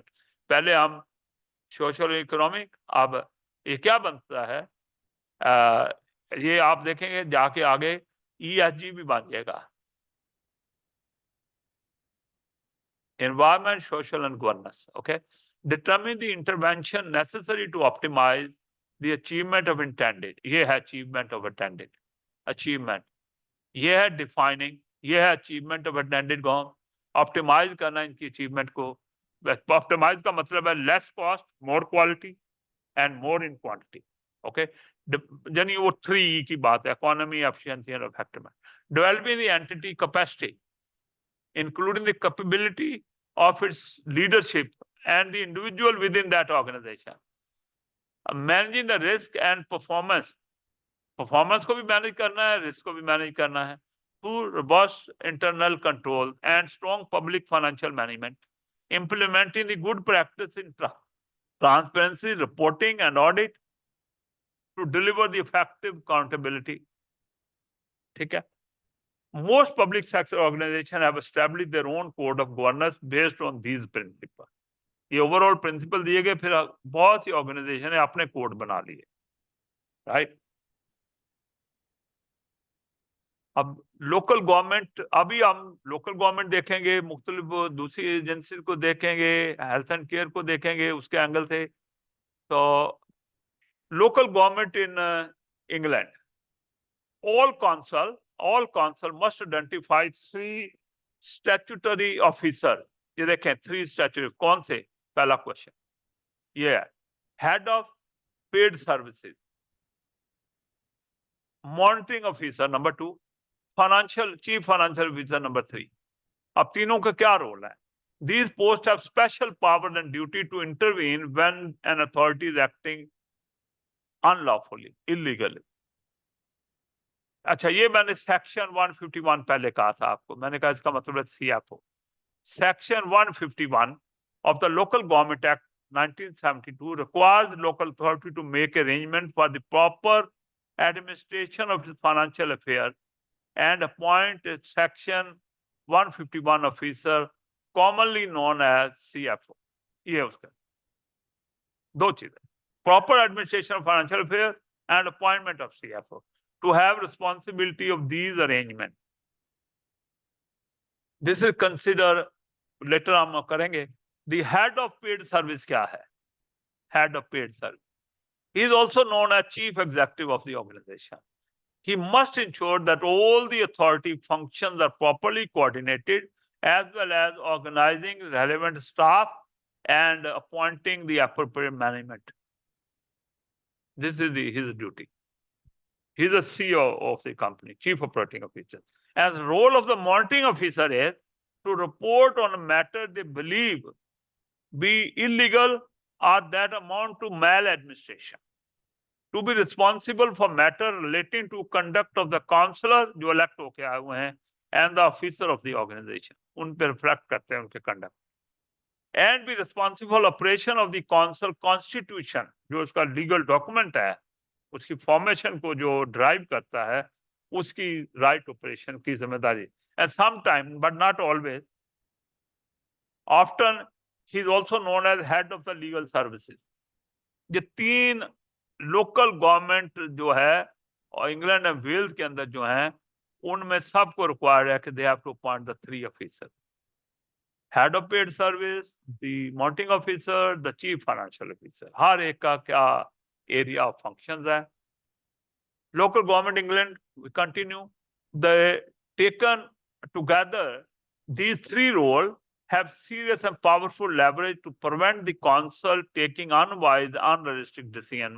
Ultimate इसका मकसद ये है। According there is a statutory protection। अच्छा, अब ये लोगों को तो देखें, काउंसलर हैं, इलेक्टेड लोग हैं, पावरफुल लोग हैं, वही मिनिस्टर लेवल तक बात जा रही है, तो ये कैसे सरवाइव करेंगे? According there is a statutory protection which require a very formal process to be undertaken, and before they are dismissed, they cannot be dismissed without full and complete process, which include independent investigators involvement as well. This means that the officer are protected as they speak truth to the power, पर लोगों को बताते हैं, and cannot be dismissed on the whim of the senior elected member due to the difference of opinion about the proposed course of action. इन सिफा, यहां भी सिफा ने एक advisory note issue किया है। CIPFA advisory note to the governors, attention is drawn to the need to put proper arrangement in place to ensure that an organisation can achieve strategically agreed objective and remain financially sustainable. एक तो achievement of the agreed outcome objective, दूसरा financially sustainable. We just closing within 5 minute, not more than 5 minute. These 2 elements are interdependent। ये दोनों चीजें, ये कि achieving strategically agreed objective, number 1, number 2, remaining the financially sustainable. These 2 elements are interdependent, and the organization facing financial stress at far greater risk अगर उसका governance system poor है। That's what it is। जिन organization पे financial stress exist कर रहा है और उसका गवर्नेंस सिस्टम वीक है, तो they are at greater risk they will fail. A number of features are highlighted, including the importance of the annual governance statement। अच्छा, ये रिक्वायरमेंट है कि एनुअल गवर्नेंस स्टेटमेंट इशू होनी चाहिए। A strong effective audit committee होनी चाहिए हर organisation में। And raising the quality of internal challenges, यानी स्क्रूटनी, इंटरनल ऑडिट वगैरह जो है मोर इफेक्टिव होने चाहिए। ये 3 चीजों की बात है कि annual governance statement, strong effective audit committee, and third is the scrutiny और इंटरनल ऑडिट जो है, और ऑफिसर के जो व्यूज हैं इनके, वो 3 ऑफिसर बात हुए, तो more effective way of running the governance system. CIPFA has also placed an additional requirement. अच्छा, ये देखें, सिफा ने अपने जो मेंबर है ना, उन पे एक रिक्वायरमेंट जो कि ये रोल प्ले करते हैं। सिफा फाइनेंस बॉडी है ना, तो उन्होंने कहा है कि they need to declare as a part of their own continue professional development that their organization as CFO are required to comply with the 3 statutory code. ये जो अच्छा, अब सीएफओ 2 तरह के होंगे, एक में भी एसीसी होगा, यूके में है, एक सीएफओ है वो आईसीएमए है, एक सीएफओ है सिफा है। तो सिफा ने ये कहा है, अब आईसीएमए ने क्या कहा है वो अलग हो, वो आईसीएमए की बात है, सिफा उसको टीच नहीं कर रहा। इस तरह एसीसी ने कहा क्या, वो एसीसी से कहा अपने लोगों को, जैसे being ICAM member we are bound to do something and bound to avoid certain thing. तो इस तरह इन्होंने कहा है कि अगर कोई सिफा का मेंबर सीएफओ का रोल प्ले करता है, जिसको 151 ऑफिसर कहते हैं, तो उसे 3 स्टैट्यूटरी कोड से कंप्लाई विद करना पड़ेगा। These codes provide framework for good financial management and sound investment। Where a local authority does not comply with these codes, यानी कि there is a greater risk of failure and subsequent reputational damage of that public sector organization। These CFO are required to conform on comply and explain basis। ये क्या है भाई, comply and explain basis? इधर आप rule को comply करें या उसकी कोई वेरिएबल वैलिड जस्टिफिकेशन दे दीजिए। Very good, very good. जिन जिन कोड को कंप्लाई किया है उसको टिक करे, यस यस यस। जिन्हें नहीं किया उनकी रीजन बताए क्यों नहीं किया, राइट, या कब करेगी। तो दिस इज, दोनों कहा कि CFO required to confirm on a compliant explain basis that their local authority meet the requirement of following statutory code of practice. ये 3 कोड हैं जिनके नाम ये हैं, 3 code. There's a prudential code for capital finance in local authority, treasury management and public service code of practice, and cross-sectoral guidance note, and code of practice on local authority accountant in so ये जनाब जरा इनको आपने थोड़ा सा कोशिश करें कि इनको देखें। मैं ये आपके लिए स्टैरिक लगा रहा हूं भाई, ये इसमें मेजर पॉइंट क्या है जरा देखिएगा। These declaration code कुछ हद तक आ जाएंगे, बाकी the declaration of code compliance जो किया है is being introduced to give local authority CFO the opportunity to raise concern। मकसद ये है क्योंकि उन्हें उसे बाउंड किया गया, उसने कंफर्म करना है, तो अब जहां वीकनेस सारी चली जाएंगी नोटिस में, वहां सबमिट हो जाएंगी, तो लिहाजा he has opportunity to raise concern regarding organisational code compliance and to receive the support from CIPFA. हाँ, अगर उसको सख्त टाइम आए तो सिफा को कांटेक्ट कर सकता है, उससे उसको सपोर्ट मिल जाएगी।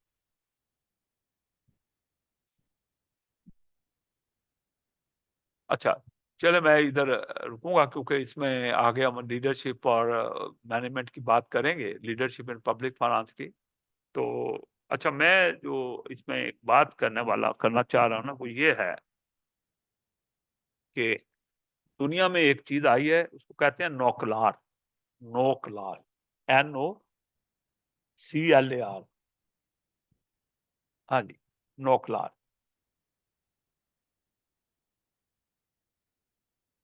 उसको कहते हैं non compliance with regulation reporting. ये जितने लोग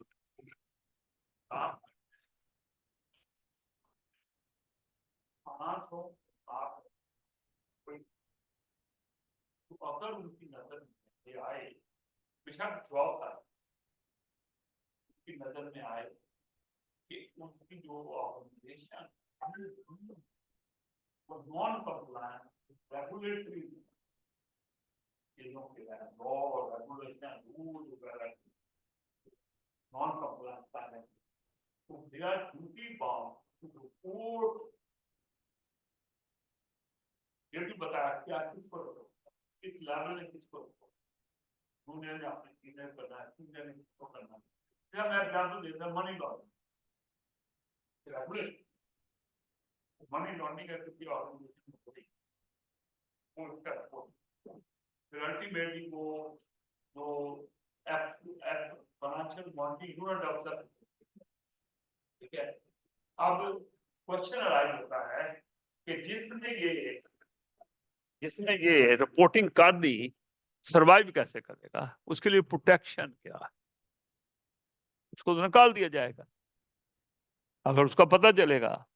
और हमारे यहाँ कुछ चीज कॉन्फिडेंशियल नहीं, कोई चीज कॉन्फिडेंट, रिपोर्ट दे ऊपर चले जाएगी, फाइलों में लग जाएगी, जिसको मर्जी कह के फाइल में चेक करवा ले कौन किसने लिखा है, किसने किया है। नो, मैं ऑनेस्टली बताऊं कि प्राइवेटाइजेशन होती है ना, लोग पूरी की पूरी फाइल कॉपी करवा के हमारे कंसल्टेंट के सामने रख देते हैं कि भाई ये गवर्नमेंट ने अपने प्लंदा तैयार किया है, वैल्यूएशन करवाई है, तो ये आ गया, आप बताएं मैं बिड में क्या लिखूं।